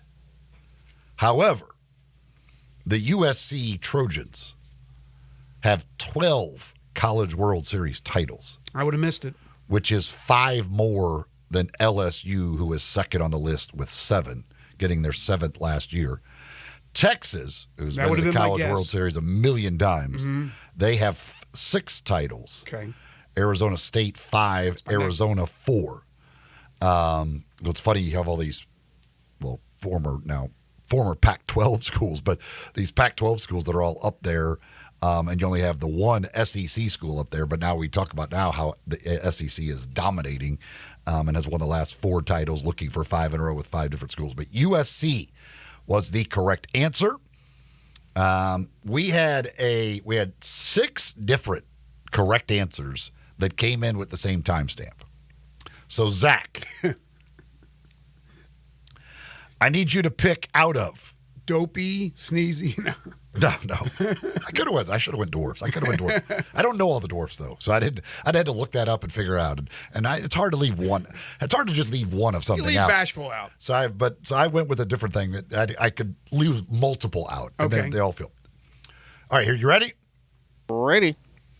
Mercury, Venus, Mars, Jupiter, Saturn, or Neptune?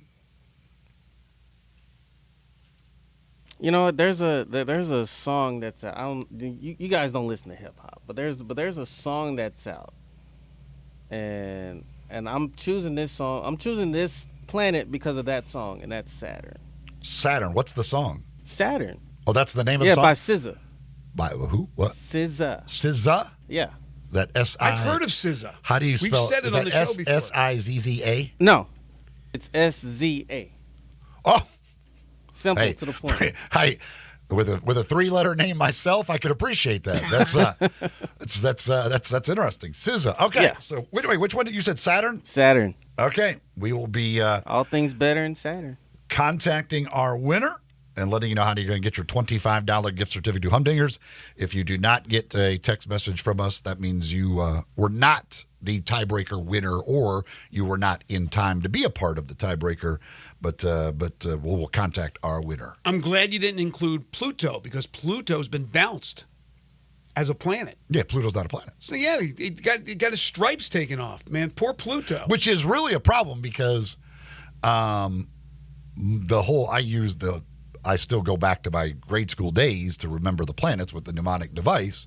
My very empty mind just snapped under no pressure. But now it's just my very empty mind snapped under no. So it's weird. You know, it's funny, though, for the question that you asked, my guesses would have been, and I don't know a lot of history of the college baseball, how many won what and all that, but I just knew it was either Texas, Florida State, or LSU, and it ends up being USC. I completely forgot about USC, how dominant they've been as a baseball program. But I remember all those years of Texas. Of course, LSU's been great, and Arizona State being fantastic. Texas has the most appearances, 38 appearances.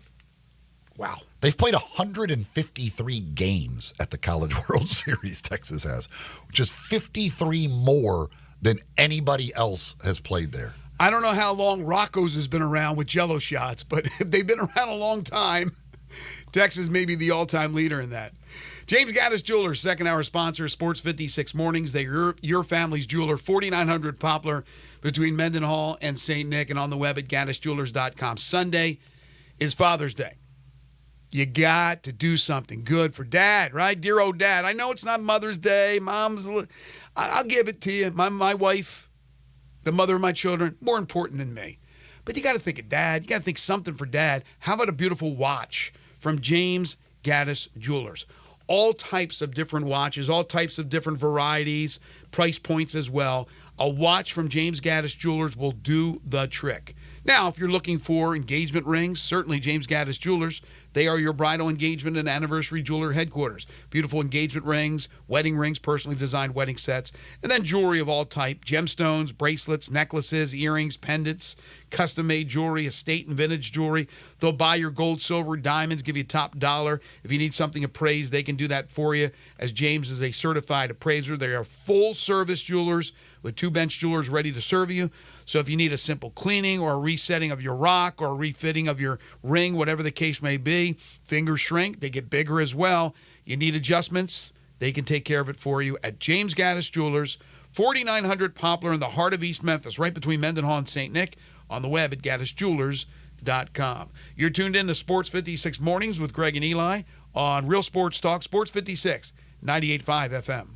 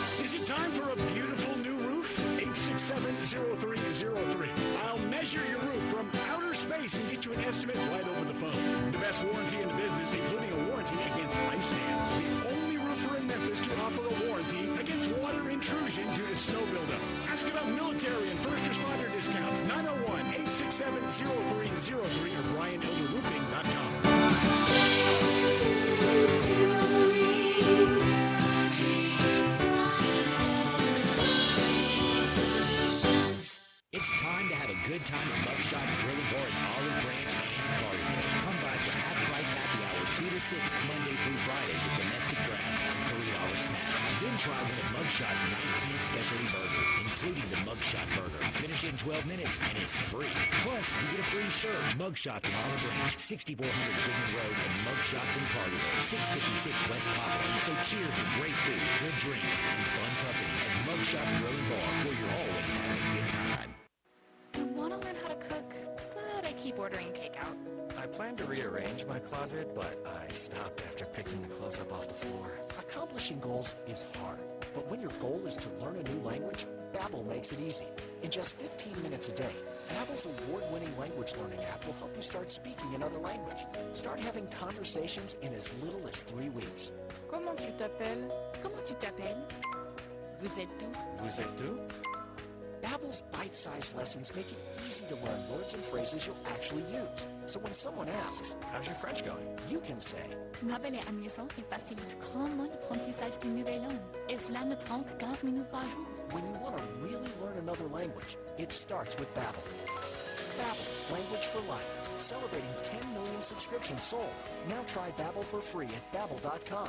Just go to Babbel.com and start learning a new language today. That's Babbel.com. Babbel.com.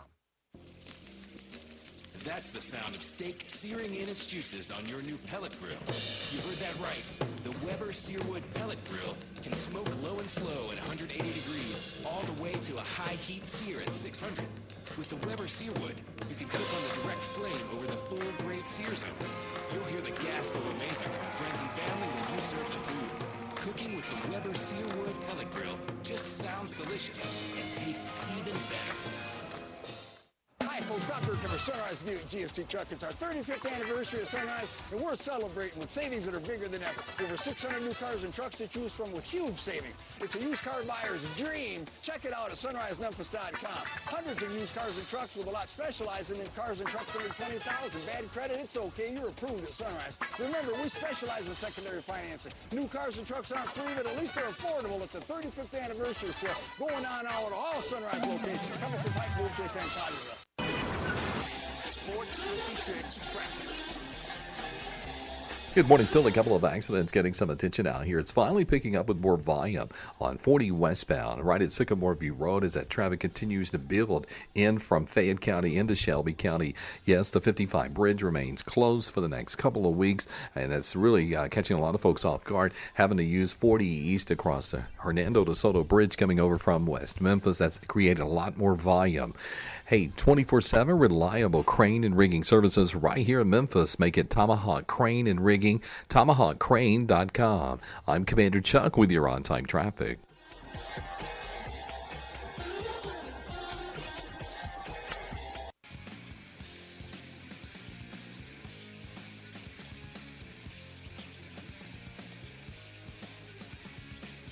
Now back to Sports 56 Mornings on Sports 56 and 98.5 FM.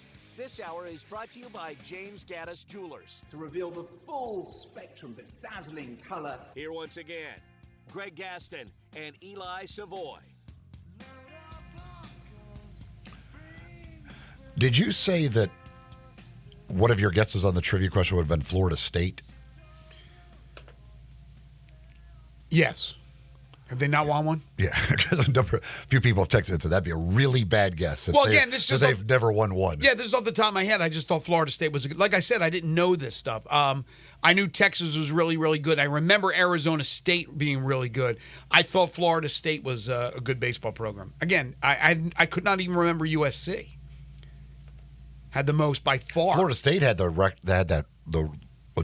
last year where they had what was it, like 40 straight years ago into the NCAA tournament. I don't know how many appearances they have in the actual College World Series. But yeah, they are looking for their first ever College World Series title. I'll be honest with you. I called some games in college for Maryland in baseball. And my favorite sport growing up, I played it for a long time. I was on the traveling teams and all that stuff. Called some games at Maryland. Was hoping to walk on. That didn't happen. And then, out of sight, out of mind. I never covered 1 second of college baseball for my 10 years in television in Maryland. And then when I came here to Memphis, very rarely did we cover Memphis baseball. And then as the years passed and I became involved in calling games or adding color to broadcasts, I got more involved in college baseball and have loved it ever since. Although I'm not real fond of a 5-hour and 58-minute game and where we're going as far as lengthening these games for whatever reason. But it was just something that was kind of the history of college baseball wasn't, there was what was his name? Augie was the Texas coach, wasn't it? Augie Garrido. Yes. Augie Garrido. And of course, LSU, I always knew of LSU being, but I thought for a second, maybe Florida State. No. This is Miami was good. This is right? Florida Weren't they? State's 24th appearance. So they're 0 for 23. Wait a minute. Florida State's been in it 24 times? This was their 24th appearance. Okay, people were making fun of me. They've been in it 24 times. If they've never won one.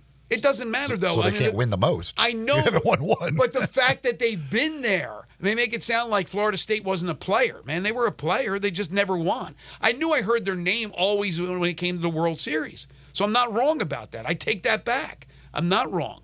But as far as if they have 0 wins, you're way wrong. No, the question, but I'm talking about you could be winless as far as World Series titles and still be a college baseball power if you've gone 24 times to the World Series, for goodness sakes. Them and Florida, who obviously are both there, the state of Florida, combined 36 appearances between them and 1 title. Between who? Florida State and Florida? Florida and Florida State. What about Miami? Well, Miami was the last number 1 seed to win it. Yeah, Miami's they used to be really good in baseball. Miami's got 4 titles. Yeah, okay. Makes sense, right? Beautiful weather, play all year. Guys want to play. That's why when I see a team like Connecticut make a run, boggles the mind. I mean, they're not even playing home games for the first month or so of the season. You had to get quality players. You understand when they go to Florida, Southern California, Texas, Louisiana, makes an awful lot of sense. Anywhere in the South. Texas has 6 titles and it's 38 appearances. They have 6 firsts, 6 seconds, 12 thirds. Who was the great coach at Rice? Remember when Rice was really, really good? The great coach at Rice. It depends what you put on top of it. Chicken. But Rice was really good, and I forget the coach, and they haven't been good since, and they're now in the American Conference. Rice has 1 title. How many appearances? 7. It's pretty damn good. All of them between 1997 and 2008. Yeah, it's the same coach. I forget his name. I mean, obviously, there was Bertman for all those years at LSU. There was Augie down at Texas. The USC, I couldn't even tell you who the USC coaches have been for all those titles, to be honest with you.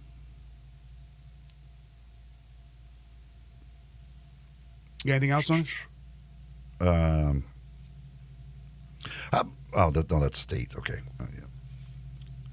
The California holds the record for most college World Series team from one state in a year. Well, who were the Cal State Fullerton Titans? They were really good.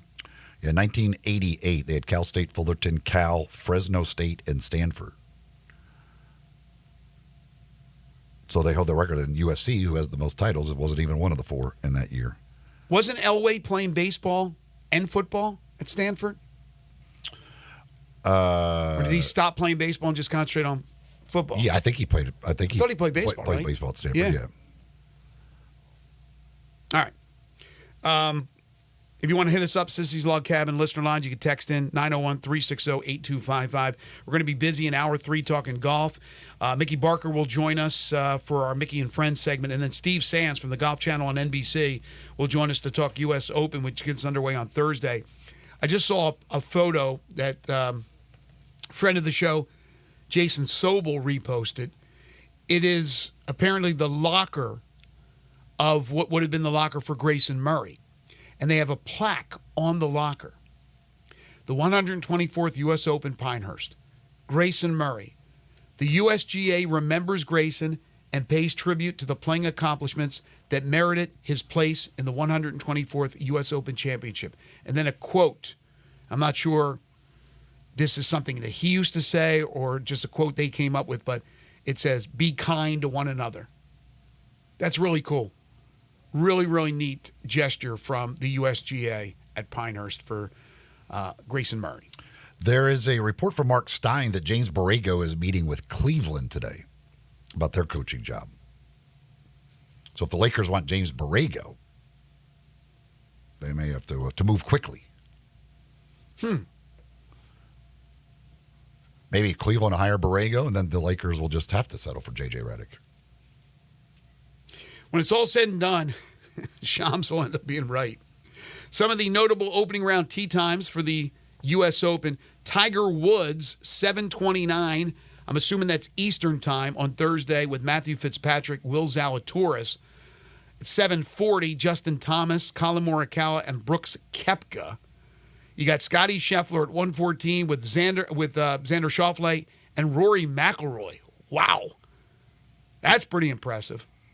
I like this one at 1:25, Bryson DeChambeau, Victor Hovland, and Max Homa.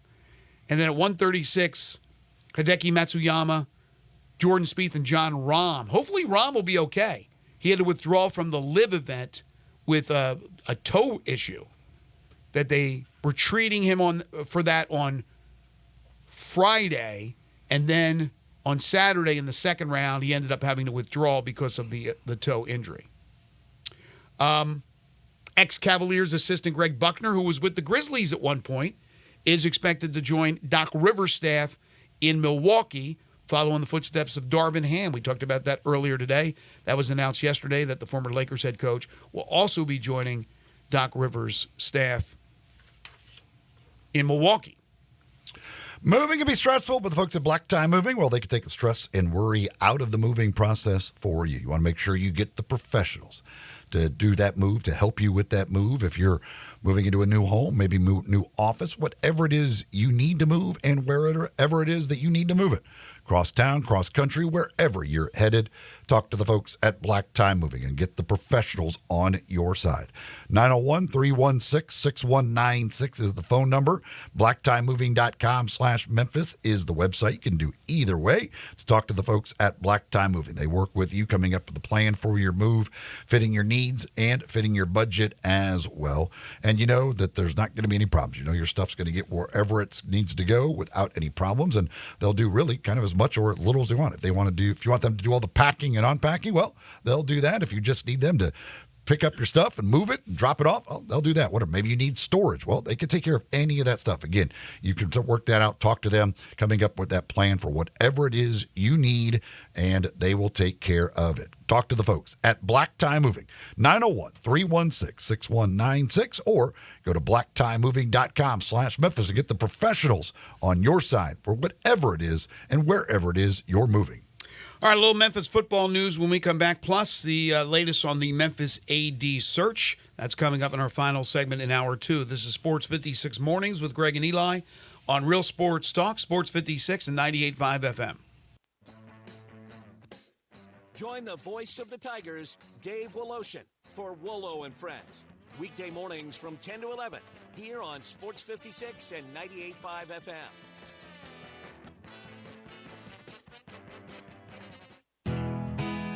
Nestled in the heart of East Memphis, located corner of Park and Cherry, is a beautiful residential neighborhood. I'm here at Town Village Audubon Park interviewing a new resident, Carolyn.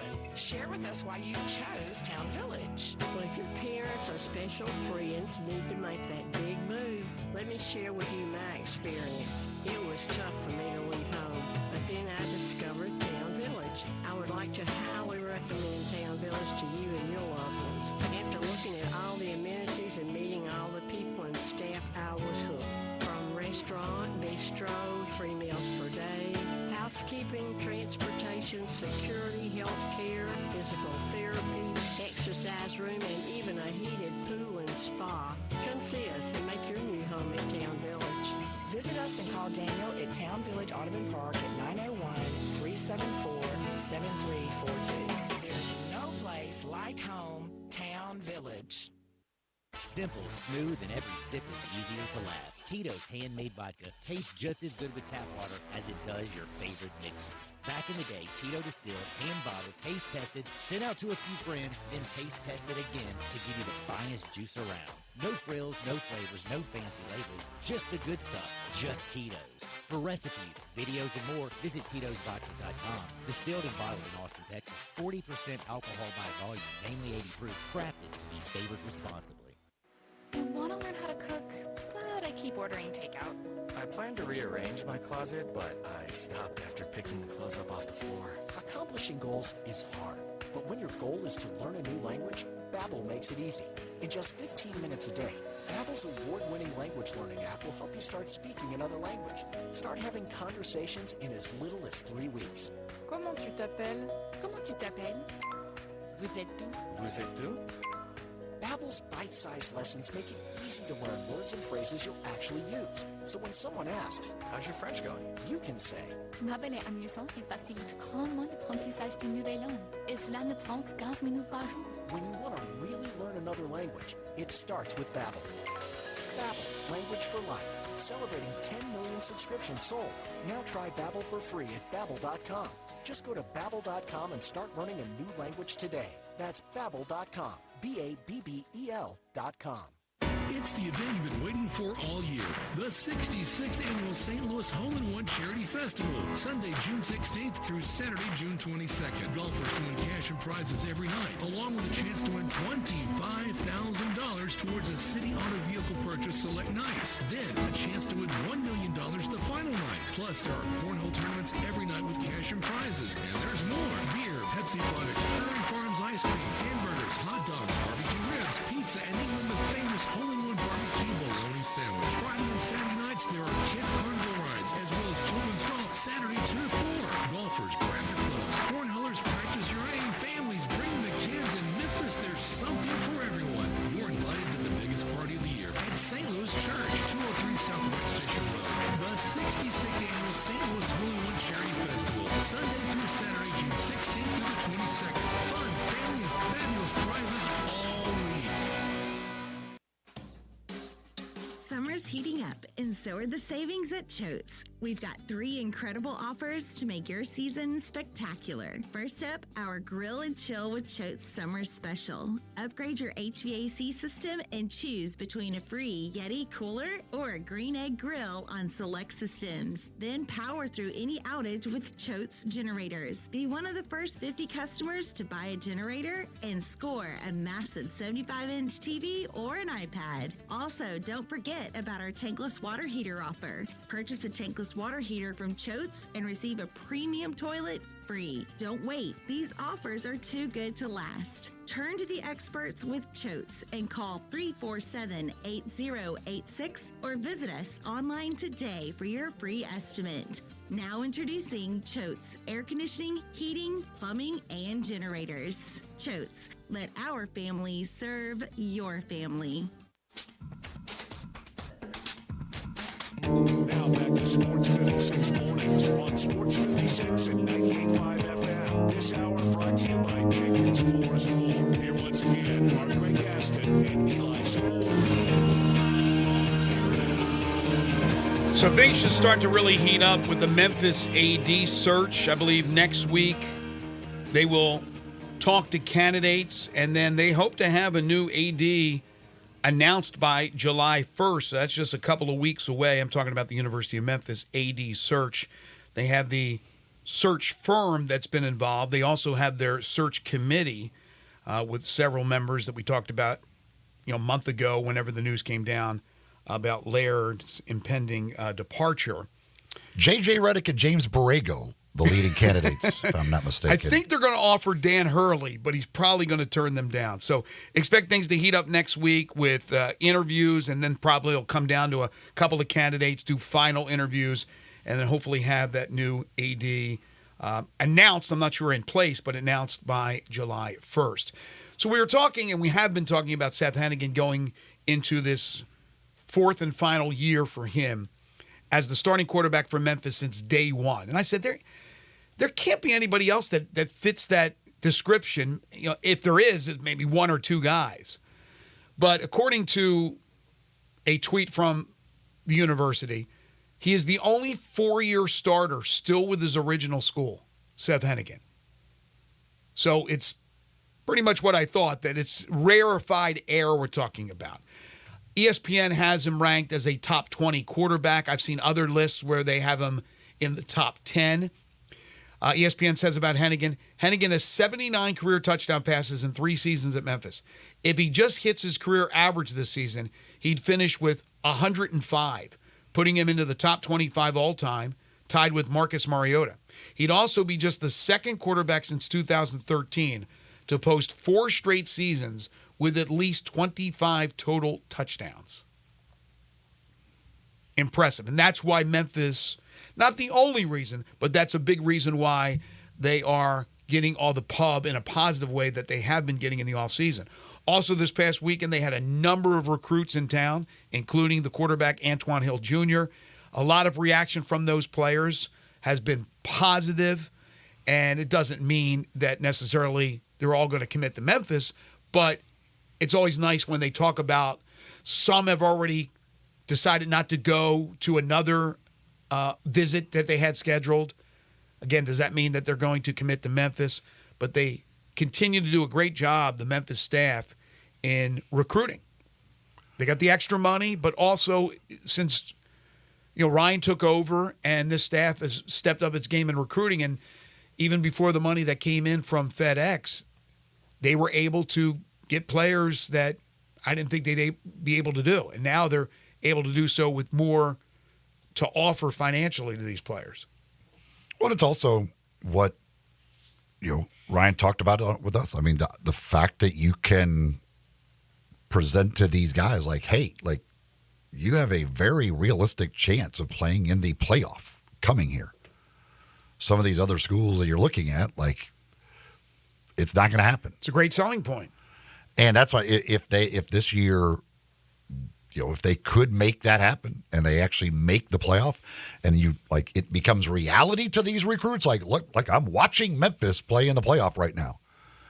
That just bolsters that recruiting when you can go to these guys. Look, we were in the playoff. Like, you come here, we've got a great chance. We could do this every single year, possibly. So you go to whatever school, what are the chances of them winning the conference? What are the chances of them getting in versus us? So it becomes a huge selling point to these guys to say, hey, you've got a chance to play in the college football. The biggest games that are played in college football, you have a chance to be playing in those. The governor of Connecticut, Ned Lamont, is quoted as saying that we will make sure Dan Hurley is the highest paid coach in college basketball.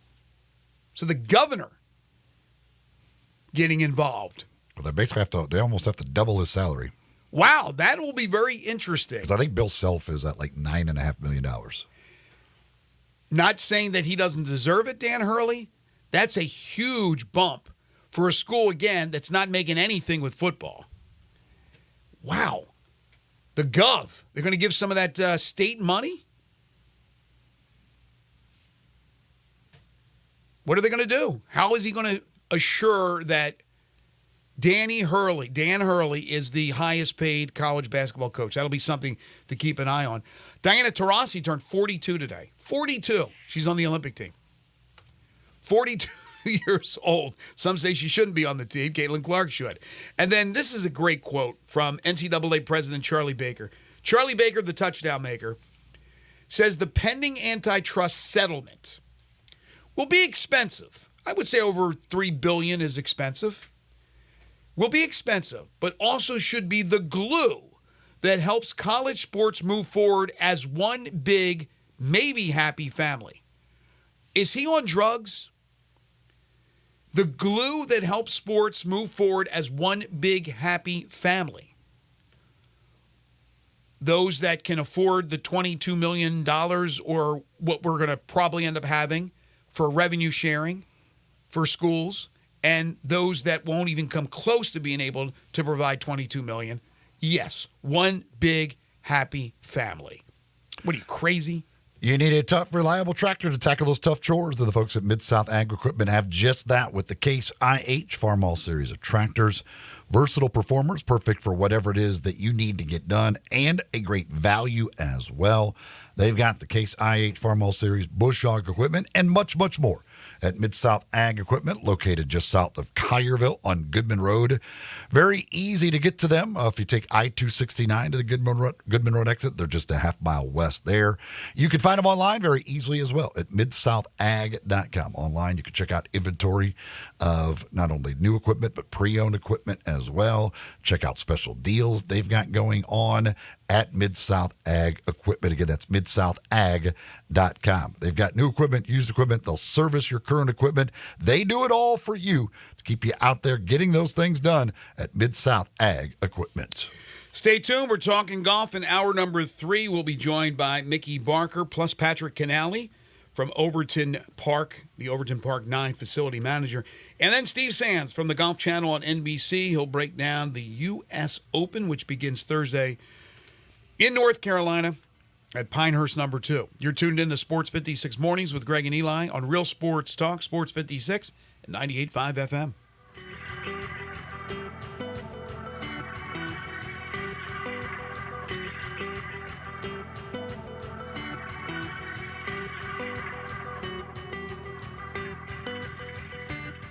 Getaway Sports Bar. Best kept secret in town. Open noon to 1:30 a.m. 7 days a week.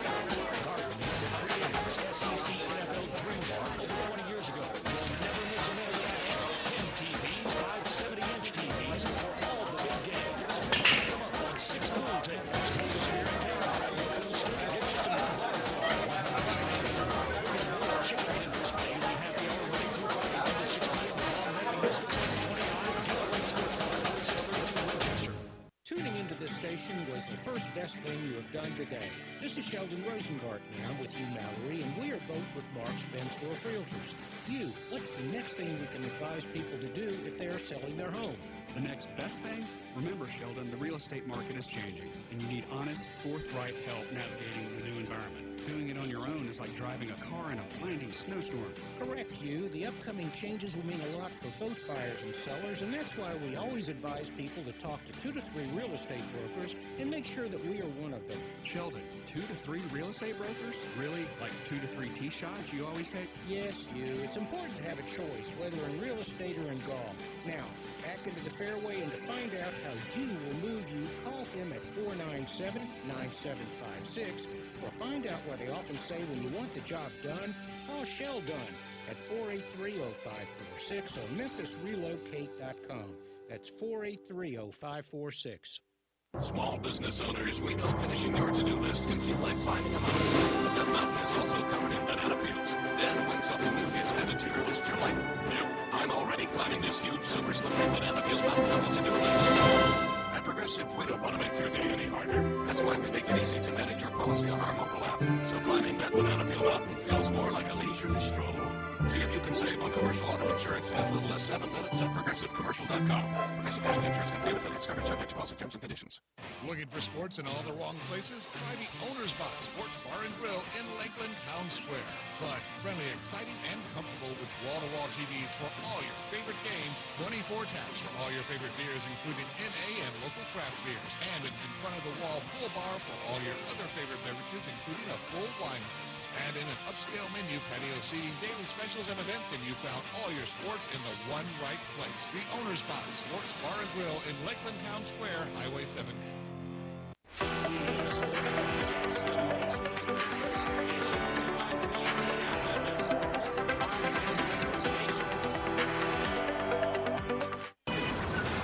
Sports 56 traffic. Good morning. Still wrapping up a couple of earlier accidents out here now. It's still catching some folks off guard where that 55 bridge remains closed for the next couple of weeks. It will flood traffic throughout the day over onto I-40 bridge there, the Hernando de Soto bridge coming over from West Memphis. It's picking up out here with more volume on 240 East and West near Poplar. Hey, Weimer's Jewelry right here in Memphis has specialized in bridal ring purchases since 1984. You can check them out today by stopping by and seeing them at Weimer's Jewelry, 7525 Highway 64. I'm Commander Chuck with your on-time traffic.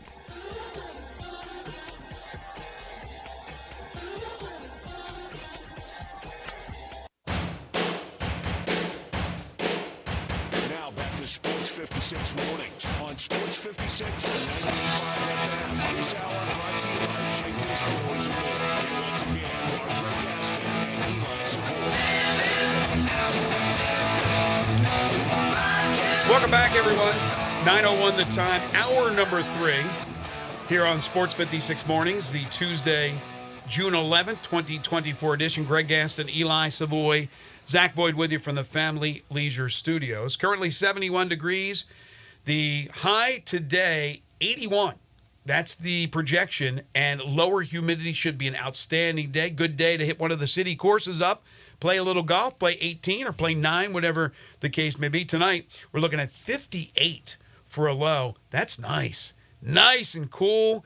Cloudy skies, but minimal chance for rain. And then tomorrow looks to be sun and clouds. Again, low chance for rain, about 85 degrees for a high. Third hour of the program is brought to you by Jenkins Floors and More. They are now located in Horn Lake. They have moved from Hernando. They've taken their showroom up north to 2356 Goodman Road in Horn Lake, Mississippi. They also have stores in Little Rock and in Cleveland, Mississippi. Family-owned and operated local business that specializes in flooring and carpeting. They have everything. The SPC and WPC vinyls, which are scratch-resistant, waterproof. They got hardwoods by Porter Craft, ceramic and porcelain tiles, carpeting from Southern Luxury Carpet, on and on and on. They sell it wholesale.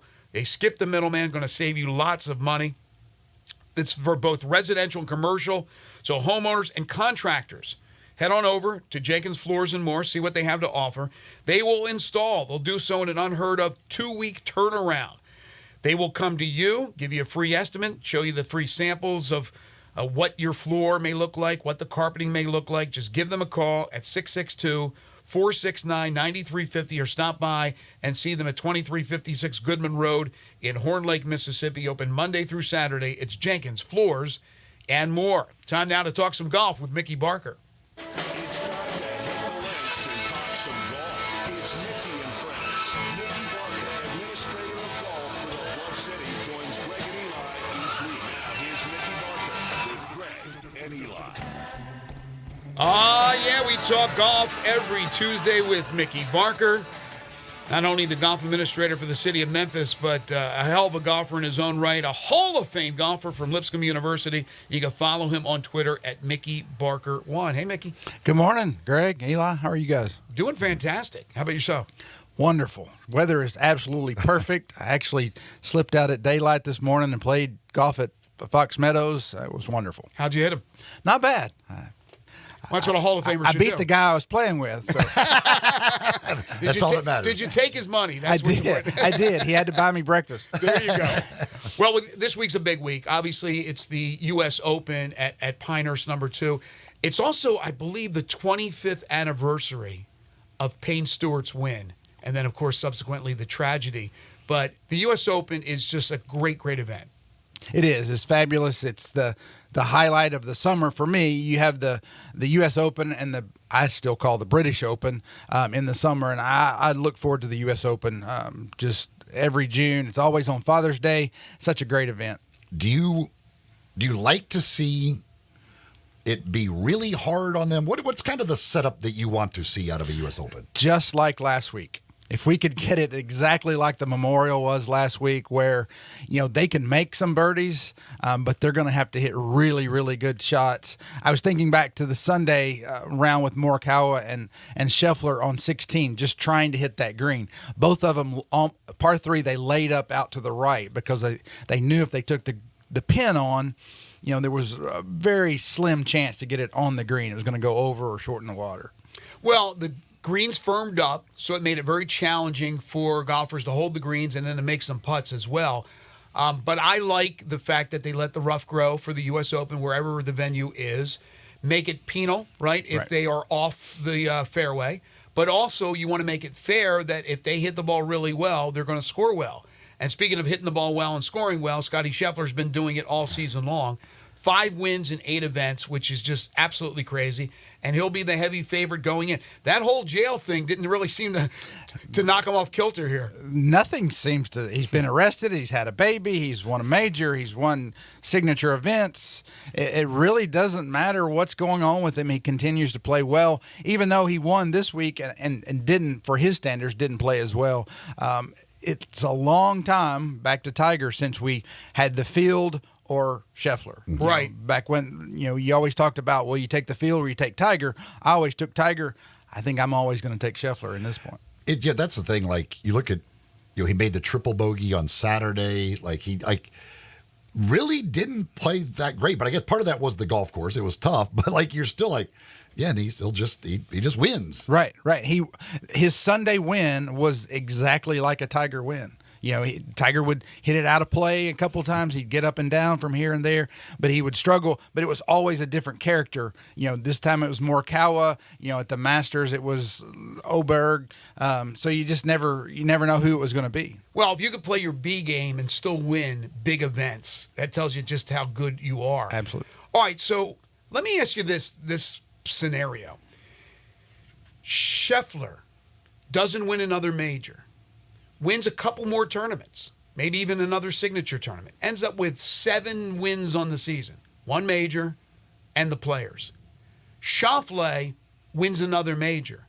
So he has 2 major wins. All we hear about, it's all about the majors. The other major, let's say the Open Championship, won by somebody else, not even a factor, Hovland. Is the Player of the Year still Scheffler, or is Schauffele now the Player of the Year? If Xander doesn't win another tournament outside of, say he wins the U.S. Open this week and doesn't win another tournament, and Scheffler wins a couple more, absolutely, he's the Player of the Year. Scheffler would be. See, I would think so too, but I don't know if it's a slam dunk as we seem to think it is, because, again, majors are what everything is based on, right? Right, but you have a Players Championship, and you also have the signature event wins where the best of the best. So his OWGR rating would be through the roof with that. He's doubling up the next person behind him in the official world golf rankings, similar to what Tiger did, 10 or 15 times during his run. So, it's no doubt at this point. If nobody else wins another major, if you don't have 2 majors, it's really a slam dunk. But I think even if Schauffele wins the U.S. Open, then it would still be Scheffler. It would also, part of that would also depend on where Scheffler finished in these other majors. Again, he ended up top 10 at the PGA, right? Right. Yes, he was 9th. So if he's 3rd at the U.S. Open again, and the playoffs would matter too, like what happens in the playoffs, and would determine that. Right. Who's the FedEx Cup champion? I mean, that would be a lot of it as well. I don't think Scheffler's finished out of the top 17 since sometime last year. It's just, he just seems like he's always, even if he doesn't win, he's going to be around at every single time. I mean, like at this point, if he were to play horribly and miss a cut, you would be shocking. You just can't even imagine that. Yeah, I could not comprehend that. Well, we're golf junkies, but does it hurt with the novice golf fan that Scheffler doesn't really have a personality, that he's the number one guy, he's the face to a certain extent. Rory's still kind of the face but he has no personality. He's not flamboyant. There's nothing to the guy. I'm sure he's a great guy. Man got arrested on the way to a tournament. What more do you need? Well, I know. Tell me who else is doing that. That's true. By chance, he happened to get arrested. The most mild-mannered guy in the world got arrested. But does it hurt that he's not this personality that Madison Avenue is going to market all the time? And do they really need a shot in the arm with somebody like that's really more out there and people can fall in love with? I think you look back at the late 90s when Tiger was coming up, and he had the personality, he had the charisma to sell whatever he needed to sell, whether it was cars or clothes or whatever. Golf doesn't need to be grown right now. The game is bigger than I can ever remember it in my lifetime. There's more people playing. We're doing more rounds of golf at every golf course than I can ever that we have any record of. So you don't need that personality to grow the game. He has a lot of. If anybody watches golf, it seems like they've become a Scheffler fan, given what he's been through this spring. The golf. I mean, but the TV ratings are down. Tiger was just a weird thing because it's not like Tiger was some like chumming it up great interview like jokester guy. Like he was just a dominant player and people just loved watching Tiger Woods play golf. Yeah, but he was also black and he brought a whole new population of people into the game. I mean, you talk about a person that moved the needle. I mean, a whole segment of society.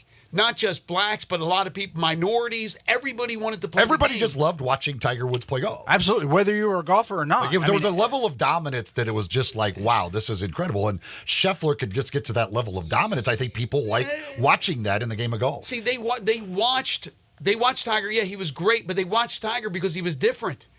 A lot of people caught on the Tiger because that's who he was. He was African American. I mean, I know he's mixed, but I mean, the point is he brought a lot of people into the game that wasn't normally there. I mean, people catch on, like the Japanese, they go crazy over Hideki Matsuyama. So it's something to catch on for people that doesn't look like the three of us. It is, but Scheffler, if he continues to win, as Eli said, if he continues to win at the rate he is going, he will have more followers. He won't have as many followers as Tiger did because, like you said, he was different. He was a shot in the arm that golf needed, and He was the perfect storm of personality, ability, looks, the whole thing. And Scheffler is just a great golfer. He's a great guy. He's a great human being. He's probably a great dad now and husband. But he's a fantastic golfer, and that's what he's going to be known for. Okay. What's going on around the city, and then we'll bring on Patrick Canali to talk about, I know there's a lot going on over at the Overton 9, but what else around the city with the city course? Well, our big event coming up this weekend is the Parent-Child Tournament, which is always on right around Father's Day's weekend. It's one of our big draws of the year. It is a 2-person scramble, and it's parent-child. It can be father-son, it can be granddad, grandson, it can be mom, granddaughter. As in my case, I'm going to play with my dad, and my mom is going to play with my daughter. Oh, that's so cool. It's going to be a blast. And there's no age limits whatsoever, right? No age limits. Anybody can play. We have a few spots left. We're almost full. The deadline is Wednesday evening at 5. MemphisPublicLinks.com. You can get registered for that. But it's a 9-hole event. So we've got 80-year-olds out with their 10-year-old grandson. Like my dad is 81. He and I are going to play, and so it's going to be a lot of fun. We have all ages out, all ability levels. Well, go ahead. What's the youngest that's ever played? I think it's somewhere around 4 or 5, really? Something like that. Yes. Well, I know Woloshin is playing with his son out this Saturday. Well, let's get more on that. Let's get more on what's happening over at the Overton 9. We are joined now by Patrick Canali. He's the Overton Park 9 facility manager, joining us now on the program. Hey, Patrick, how are you? I'm doing well. How are y'all? Doing fantastic. So Mickey started to talk about the big event this weekend, the Parent-Child Tournament. Give us some more details. And again, I know the spots are limited, and you're getting close to having that event filled up. But how great of an event is it? Oh, it's a fantastic event. Yeah, I think we've got about 16 spots left to get in. Registration ends tomorrow, about 5 o'clock. So if you're ready to come on and join us, it's a fantastic event. We've got all ages coming out, and everybody's had just a great time coming around playing 9 holes and enjoying a beautiful morning. Ever since you guys redid the Overton Park 9 over there, kind of what has been the overall reaction that you've gotten from people that come out and play that? Oh, I think it's been phenomenal. I mean, I've reached out to a lot of golfers throughout Memphis and just, got their feedback. They were itching to come play it when we were getting the renovations done and getting to see the course. And I mean, ever since somebody's, got to go play it, whether they played it before or not, they've had a resounding, just positive image of the course. They just love the new greens and, new complexes, bunker complexes we have out there. They're just, everybody's just really fond of the course. They love it. I have heard now I've played it and it was fantastic, but I've heard so much positive reaction about an event or a course like that with 9 holes. Again, you want to golf can be long time. You can be out there for 4.5 hours depending on the pace of play, but you got a 9-hole facility that challenges you, that you can play, and you got your whole day ahead. If you want to play in the morning or if you want to play later in the afternoon, you can get it done pretty quickly. So it gives you a lot of options to be able to go out there and play the great game. Yeah, I think so. I mean, this course, which, a lot of Memphians have had their first round, or like myself, learned how to play on this course. It's just been it's not so much of a link challenger, but now that we've redone the greens and, got a few other movements out there in the course, it really challenges the average golfer to get out here. If you can get on the greens, then you're better than 2-putting. You're better than the average. So, Patrick, before the renovations, we were doing, a good month would be 600 rounds or so for the month. What are we doing now as far as rounds per month? So this past month, we've done a little over 3,000 rounds. Whoa! And I'm projecting, towards for our fiscal year, for the year, will be over 30,000. So going in, so we are definitely almost tripling our numbers from before the renovation. So it's fantastic. Just great to see the amount of people that want to come out and play the course. No questions. We were talking about earlier, just more people playing the great game of golf. So what would you suggest for people? How much of an advance do you think they should be looking at if they want to play the next day? That ain't going to happen. You probably a couple of days ahead of time to contact and to go online to get a tee time. I would definitely suggest earlier the better. If you can get go online or give us a shout, either one, we would love to get you on the tee sheet. But we're more than happy to accept walk-ups, but it is filling up fast, and especially these afternoons and weekends, that it's hard to get on without a tee time. So we suggest you get online to Livers Public Links and go ahead and get your tee time reserved. The one question I've always had is which hole is it has the big old bowl green? That's hole number 5. Number 5. How do you mow that green? I don't understand how you do it. It is presented quite a challenge sometimes. There's no doubt if it's a little wet outside, we usually skip that one and come back to it just to let it dry out a little bit so we can make sure our mower has enough steam to get up the hill, because there's no doubt it is a big bowl green. That was the first time I saw that. I was like, I don't even know how you would mow this thing. Like this was a huge challenge to try to figure out how to mow this thing. It was my challenge at first when I first looked at it myself. I was like, oh, goodness. We've got a work cut out for us here. Patrick Canali is joining us on the Sissy's Log Cabin guest lines. He's the Overton Park 9 facility manager. For those who have not been over there since the renovations, what would you say to the folks out there that the differences are, the changes that were made to the course? So obviously they'll see a completely different 9 holes, but what are the main changes? So I think our main highlights are going to be just the size of the greens. Most greens, I would say, have come close to a little over double or triple their size, and there's so much movement in them that these really provide a challenge when you get on the greens. I mean, there's not a flat putt anywhere, so you really got to kind of bring your A game on the flat stick. And then you've got, which Overton has never seen, we've got a couple of now bunker complexes out there, which is, just add a little bit of the fun to the game that, you get to see on a lot of courses that you never got to see here. It brings a new little vision to it, but it still provides a great, fun, challenging course, even for the juniors coming out. It's not overly hard, but it still provides a little, complications out there if you get stuck in one of those bunkers, for sure. Patrick, I know this renovation has been a partnership with the Overton Park Conservancy. Talk about a little bit about the Conservancy and the main driver that we need to thank, who's been a great help to us there at Overton. Absolutely, yeah. The Conservancy definitely has been, had the vision with, we've had a few of their partners with George Cates, Sparks Dixon, Gary Shore. We've had a lot of them out there that have really spurred this vision on and it to take flight.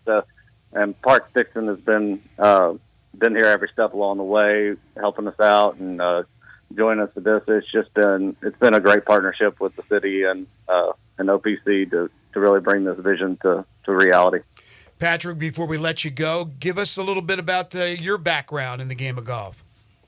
So I grew up playing this course when I was just a little kid. I grew up actually down the street from it, and just about 5 years old was on this course, and really fell in love with the game. Got to play with my parents and brother growing up here. So, I think it's what this course really breeds. It's kind of a generational golf course where you get to see a lot of parents or grandparents together, which brings in the parent-child coming up. It's that vision getting the scene through a tournament, but you see it every day out here, not just one day. You see all these families come out and enjoy this fun kind of walk that they get to see, and it's been great, for myself, growing up here and just kind of fall in love with the course and working here in high school, and then just kind of getting the chance to be the manager of it after so many years of being here. It's just been a pleasure. I love the game and love to see this course. Well, that is fantastic. Keep up the great work. And again, the parent-child tournament is this weekend. There's still some spots open. And what's the best way to get registered? If you just go online to memphispubliclinks.com, and you can sign up for the registration right there. As I said, I think we've got about 16 spots left, so better hurry up and we'll get it all filled up. Sounds great. Have a great event, Patrick. Thank you so much. Thank Greg and Eli. I appreciate it. That's Patrick Canale. He's the Overton Park 9 facility manager. And we do, we had somebody text in. This is, I think, the most popular question in town. We talk about it every week, but when will Audubon open up? August. We do have a date. August 1st will be our opening day. That is a Thursday. Tee times will open up. We got everything set up for them to open up on July 15th. You'll be able to go online and make your tee times for the first 18 days of August. So if you want to play on the 10th, go online starting July 15th, and you'll be able to make your tee time. I just love these stories like Patrick's story. I don't know how many different people that you have working in the city golf courses that they're saying it's the same story. They spent so many days playing on one of the facilities as a youngster, grew up loving the city golf, and then wanted to get involved whichever way they could, and he obviously has as the facility manager. Right. Patrick is very humble. He didn't mention that how many days out of those 2 years that we spent renovating the golf course that he was nasty out there crawling around on the greens, helping with the irrigation, mowing, weed eating, doing everything. He has been such hands-on to Overton Park 9. He has been a true asset to the city, to the golf course, and to the park. So, my friend, have a great week. Enjoy the U.S. Open. We'll talk to you next week. Thanks, Greg. Eli. That is Mickey Barker, our Mickey Barker and Friends segment each and every Tuesday. Follow Mickey on Twitter at MickeyBarker1. Shoot 360 Memphis, from preps to pros. This is just a neat place. And now a second Shoot 360 facility is opening up in a matter of a couple of weeks. The new Cordova facility, a little bit later than we thought. We thought it would open June 1st, but it'll be open by July 1st. The floors have gone in, and it'll be ready to rock and roll starting July 1st. Of course, they have the facility in Collierville, and that will remain open. You can become a member of either or both. All you have to do is give them a call at 901-316-5500 or go online to Shoot 360 Memphis to sign up. When you call them or stop by, ask them for a tour of the facility. They will be very kind, and they will love to give you that tour and showcase what they have to offer.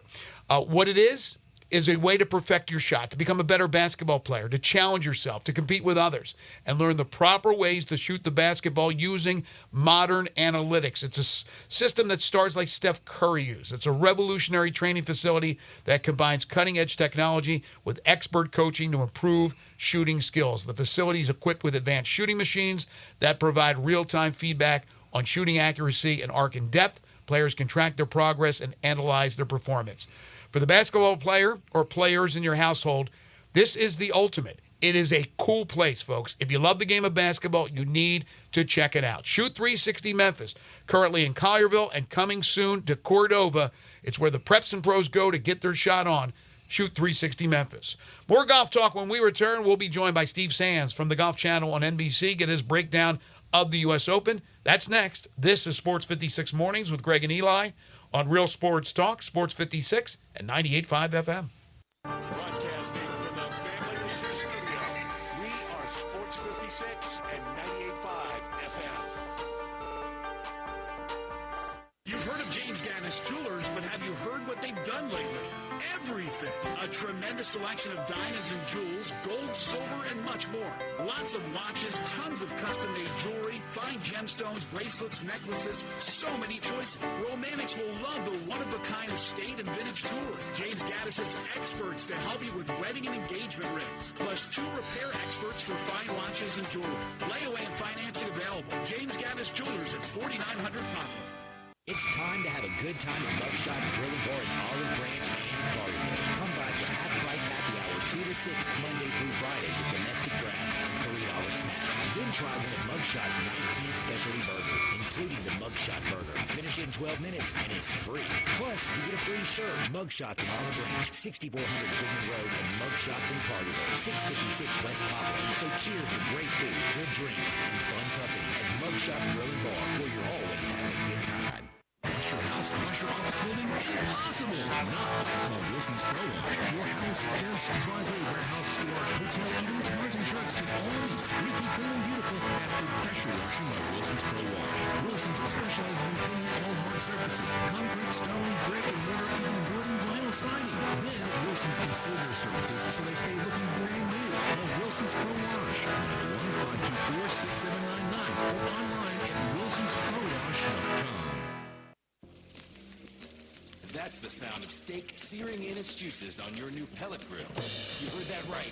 The Weber Searwood Pellet Grill can smoke low and slow at 180 degrees all the way to a high heat sear at 600. With the Weber Searwood, you can cook on the direct flame over the full grade sear zone. You'll hear the gasp of amazement from friends and family when you serve the food. Cooking with the Weber Searwood Pellet Grill just sounds delicious and tastes even better. Guns, guns, and more guns. Over 700 firearms in stock. Home defense guns, old guns, new guns, used guns, big guns, little guns. Every gun you can think of, Classic Arms has them. All brands like Glock, Sig, Colt, Ruger, Smith & Wesson, Browning, Beretta, Benelli, Remington, Winchester, and more. Guaranteed lowest prices in town. Only gun importer in the Mid-South. Free gun inspections and appraisals and free bore sighting for the upcoming deer season. Shop online at ClassicArmsofMemphis.com or visit Classic Arms at 1740 Germantown Parkway behind Quirky's Barbecue in Cordova. Listen each and every Sunday morning at 10 a.m. and join Ottawa Presbyterian Church for worship. Ottawa is a PCUSA church located in town Memphis.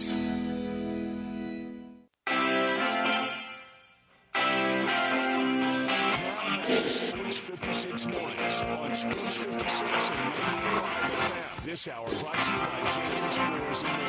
Here once again are Greg Gaston and Eli Savoy.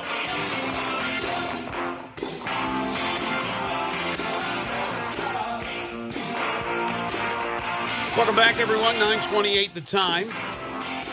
Final half hour and change here on this Tuesday edition of Sports 56 Mornings. Steve Sands scheduled to join us here in the next few moments to talk some U.S. Open golf. We've talked a lot about the situation with the Lakers, with Dan Hurley turning down the Lakers' offer of $70 million over 6 years. And now it looks like the attention will turn towards J.J. Redick and James Borrego, although you had the story earlier, Eli, that Borrego is being sought after by the Cleveland Cavaliers and that they'll interview him. And there's got to be some more names. I can't imagine that it comes down to those two guys, and those are the only two guys in the Lakers search. They got to open it up, I would think.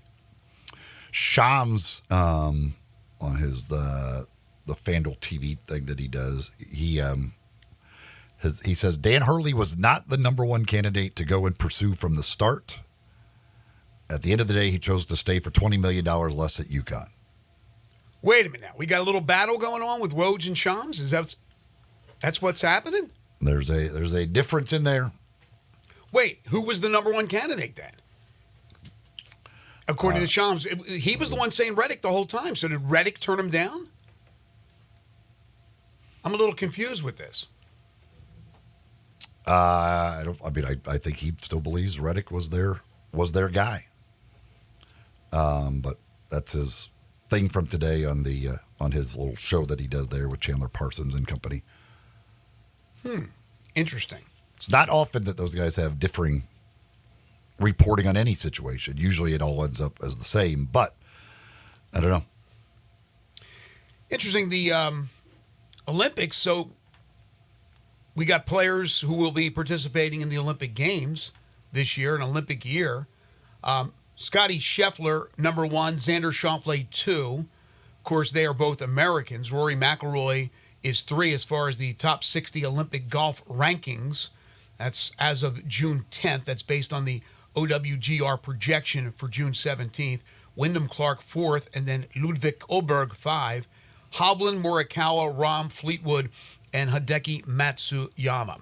As promised, as we always get the great opportunity, because he's such a great guy, to preview each and every major, taking time out of his busy schedule. The one and only Steve Sands from the Golf Channel on NBC joins us now here on Sports 56 Mornings. Good morning, Steve. Greg, how are you, buddy? I'm good. Are you next in line for the Lakers job since Hurley turned it down? I was thinking about the 6 years, $70 million, and I don't think that's enough. Not for you. I'm gonna negotiate back. If they can if they can get it up to 70.00001, then I'll take it. What does it say? You're holding out for Scotty Scheffler type money on a weekly basis. Oh man, yeah, I'm not holding Eli. I'm holding out for Ted Scott money. Caddy, forget Scotty. How about Ted? He's almost making $2 million this year. Wow. Amazing. What does that say about a college coaching job in a world now of NIL and the transfer portal, which all these coaches hate, that this guy turns down a chance to become the head coach of not any ordinary NBA team, but the Los Angeles Lakers? You guys live in an NBA town. I live in an NBA town. We're all sports fans.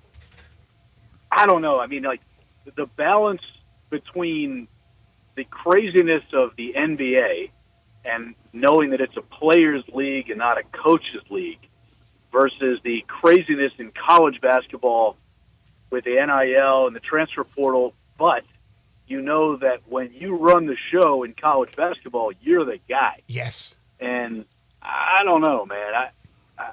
I think he made the safe play, and I think he also understands that he can shape kids at the way he wants them, and in the NBA, it's the opposite. Mm-hmm. It's a players' league, so who knows? I think it's a great point.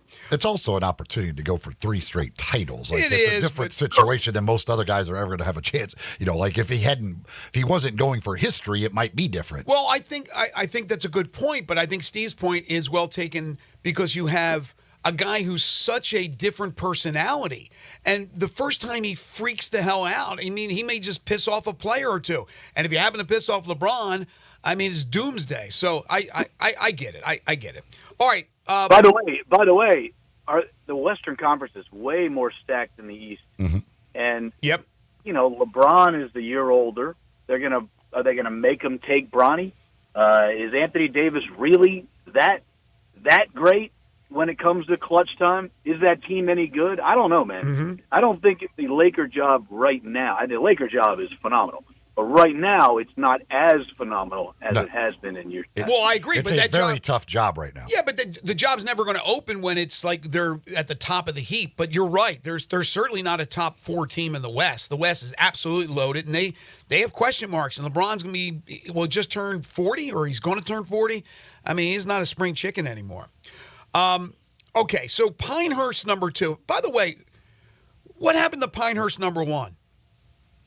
Pinehurst number 1's fine. Pinehurst number 2 is just the famous one. That's all. I know, but it's weird. They build I assume they build Pinehurst 1 first, and then they go, we got to be better, and we build Pinehurst 2, and that ends up being the world-renowned course. Look, number 8 is great. Number 10 is great. Obviously, 2 is the most famous one of them all. Who knows? I mean, it's just, the cradle of golf, man. Everywhere you go around here, it is golf to the core, man. Not just because it's U.S. Open week. It's just pure golf. You guys ever been here? Yes. It's no. Just, not Pinehurst, but golfing in the Carolinas I've been. I mean, it's crazy. Yeah. If you love golf, man, this place is your kind of place. What is your favorite U.S. Open golf course? Oh, by far, it would be Shinnecock and Pebble. Mm-hmm. I mean, if you're going West Coast, you can never go wrong with Pebble Beach. If you're going East Coast, you can never go wrong with Shinnecock. I think Shinnecock's the best golf course in America. It is spectacular. and it's a classic U.S. Open venue. Between those two, I mean, Wingfoot and Oakmont are great spots. Marion's a great spot. But if I had to pick 1A or 1A and 1, it'd be a push between Pebble and Shinnecock. The rest of them, Wingfoot and Oakmont will be right behind them, and then everything else. But those two are sensational. Do you think Valhalla hurt itself with the whole Scheffler thing for future majors?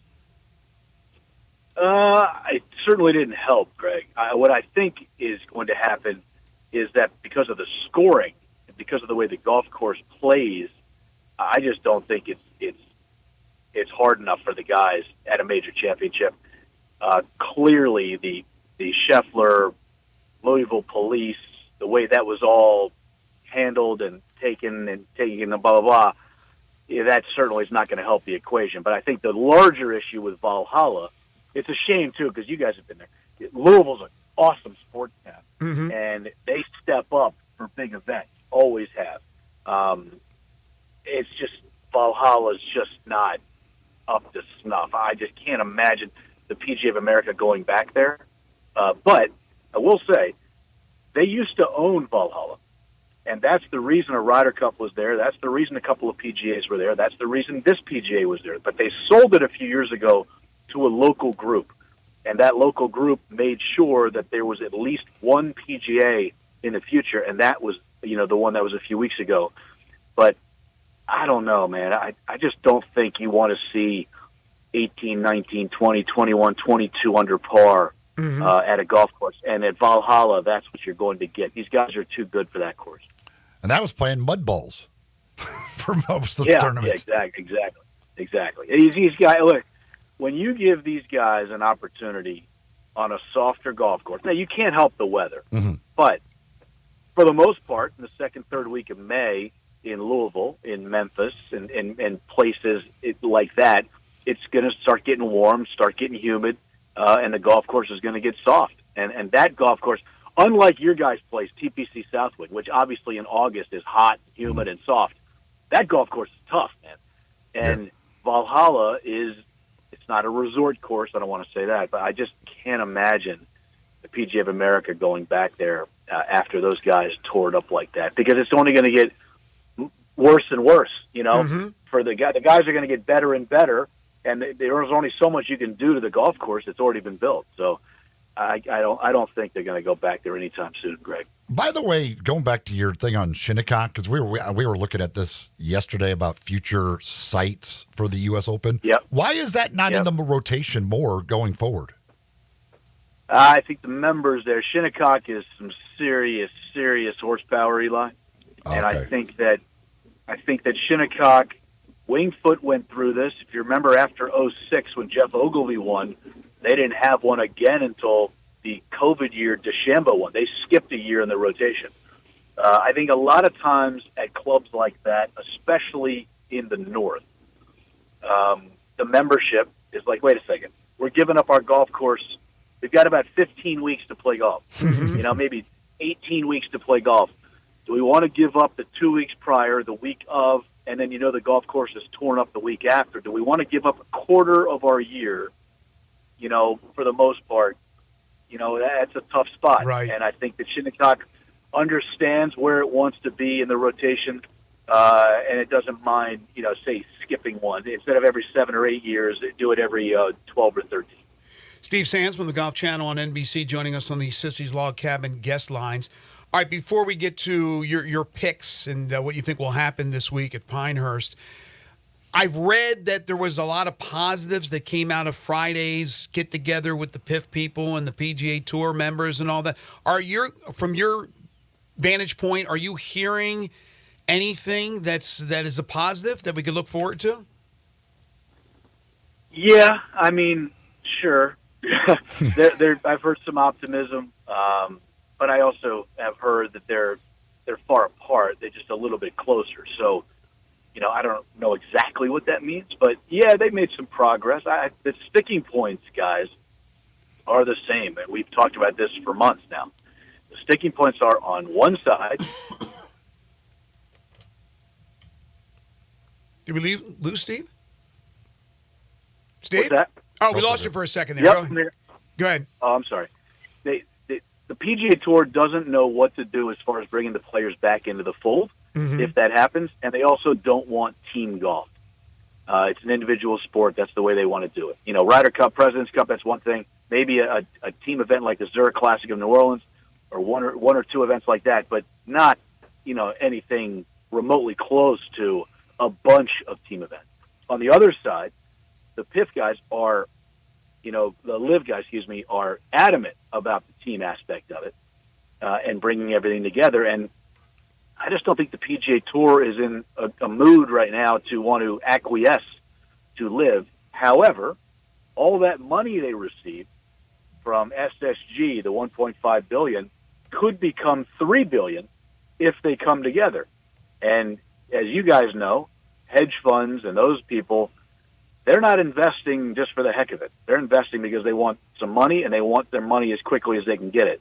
And the quicker they can make a deal, the more money will be infused into the PGA Tour. So, yes, there's been some progress, but, you know, not a ton, not yet. All right. Scheffler 5-8 so far, 5 wins in eight events. Even going to jail hasn't knocked him off his run this year, which has been, you know, Tiger-esque. Is he the guy to beat again?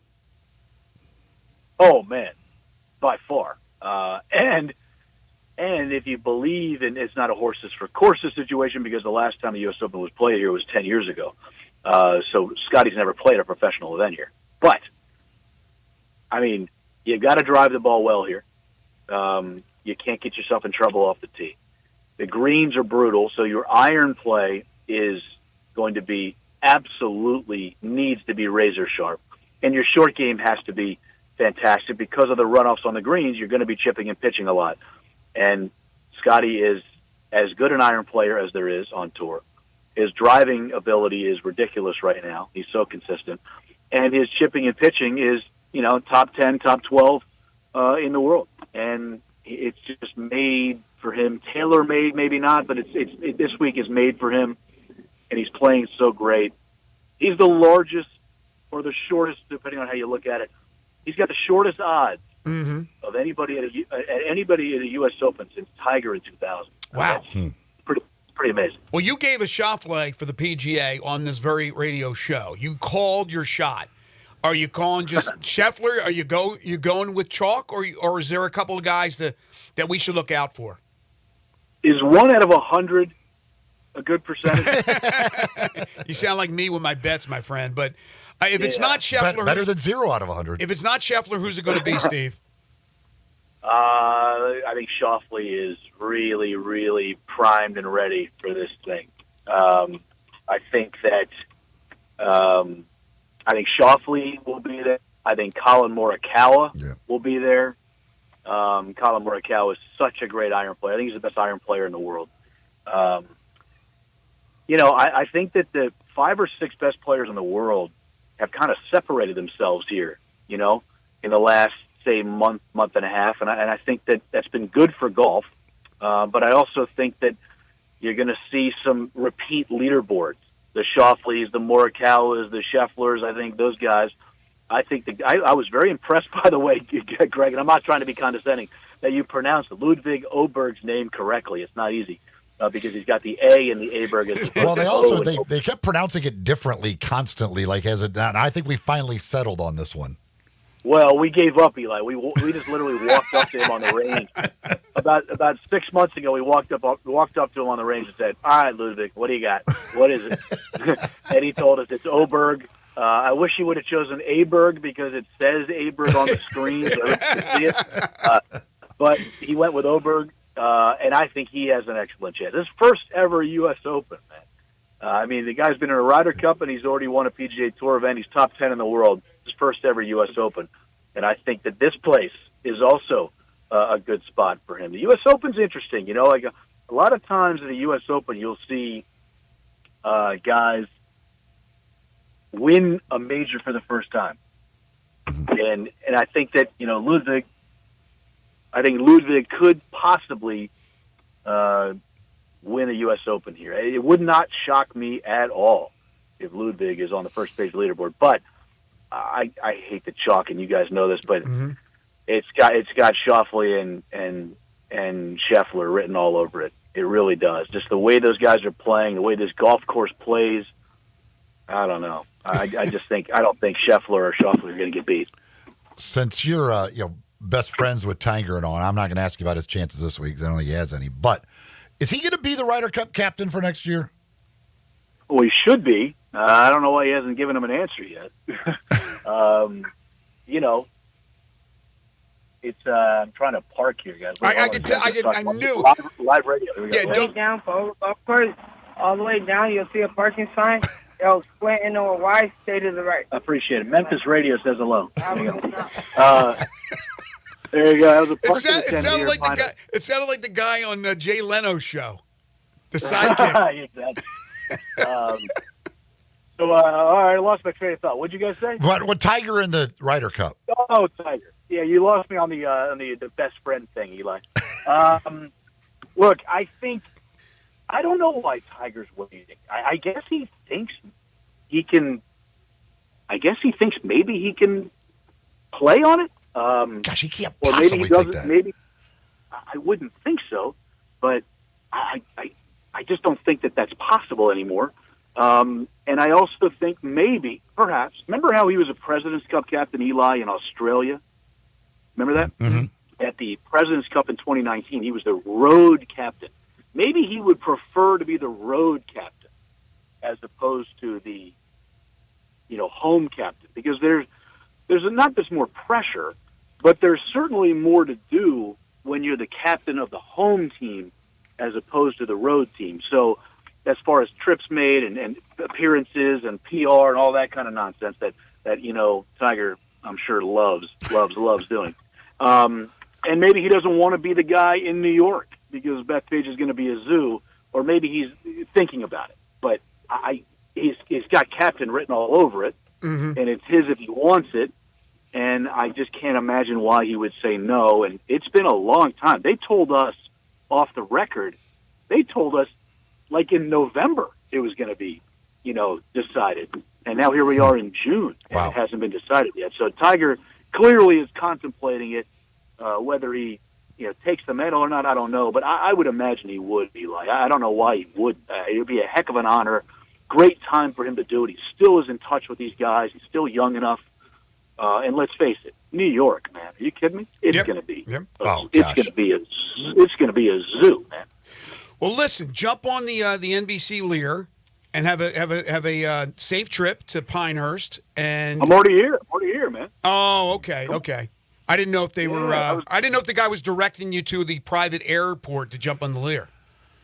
Yeah, I don't even know the acronym FBO. I know you do, but I don't partake in that. Well, listen, have a great week. We always appreciate it, Steve. Thanks so much. We'll talk to you down the road. All right, fellas. Be good. Thanks now. I really don't know. I don't know what the conversations could, because Tiger, after the PGA, they said they're still talking. Like, what's the talking? Like, what? Do you want to be the captain or not? Like, I don't know how many conversations it can take to decide if you're going to be the captain. If you've been talking for months about what? Like, do you want to? Hey, Tiger, it's your job if you want it. There's no more conversation needed. Either you want it or you don't want it. For this one, and if you don't want it for this one, then we'll ask you again in 2 years, and then you'll get choose on that one. You're going to try to figure out how Tiger Woods' world ticks. I mean, nobody knows but Tiger, and I don't even know if he knows half the time. If he's holding out because he thinks he's going to make the team, well, he is living in a dream world that does not exist whatsoever. He's in like Candyland at that point.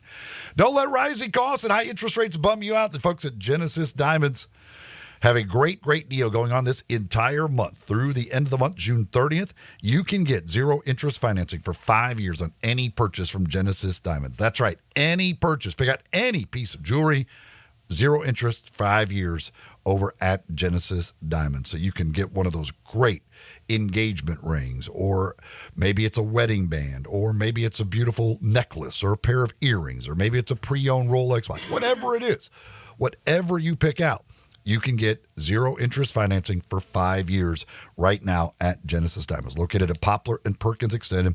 This amazing offer applies to everything in the store.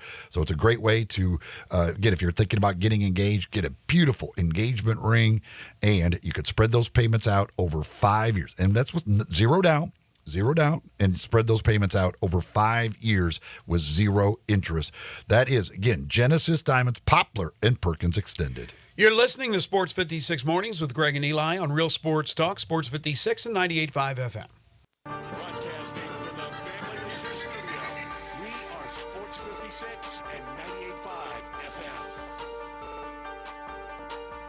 I'm Gary York. I'm the service director at Lexus in Memphis. Our service department wants to be more than just a place where you get your oil changed. We do glass repair, windshield replacement, recalibration of your camera and sonar systems, even wheel repair, tire replacement, all the things you would expect from a luxury automotive dealer.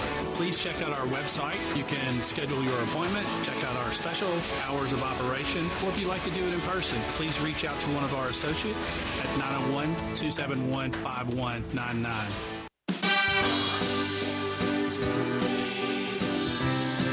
It's silly season in the life of your roof. I'm Brian Elder, 867-0303. The weather can be unpredictable, and I'm ready to get more life out of your roof with our award-winning Owens Corning repair team. We're the repair guys the other repair guys call when they can't find the problem. Leaks become black mold when ignored. That's why when you call me, I start my inspection immediately. Is it time for a beautiful new roof? 867-0303.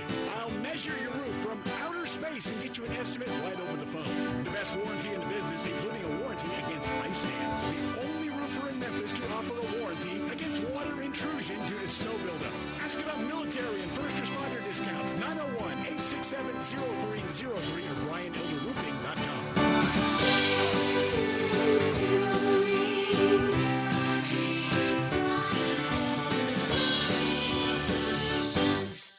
There are many real estate companies out there, but then there's Banyan Tree Realtors on the Cottonville Town Square.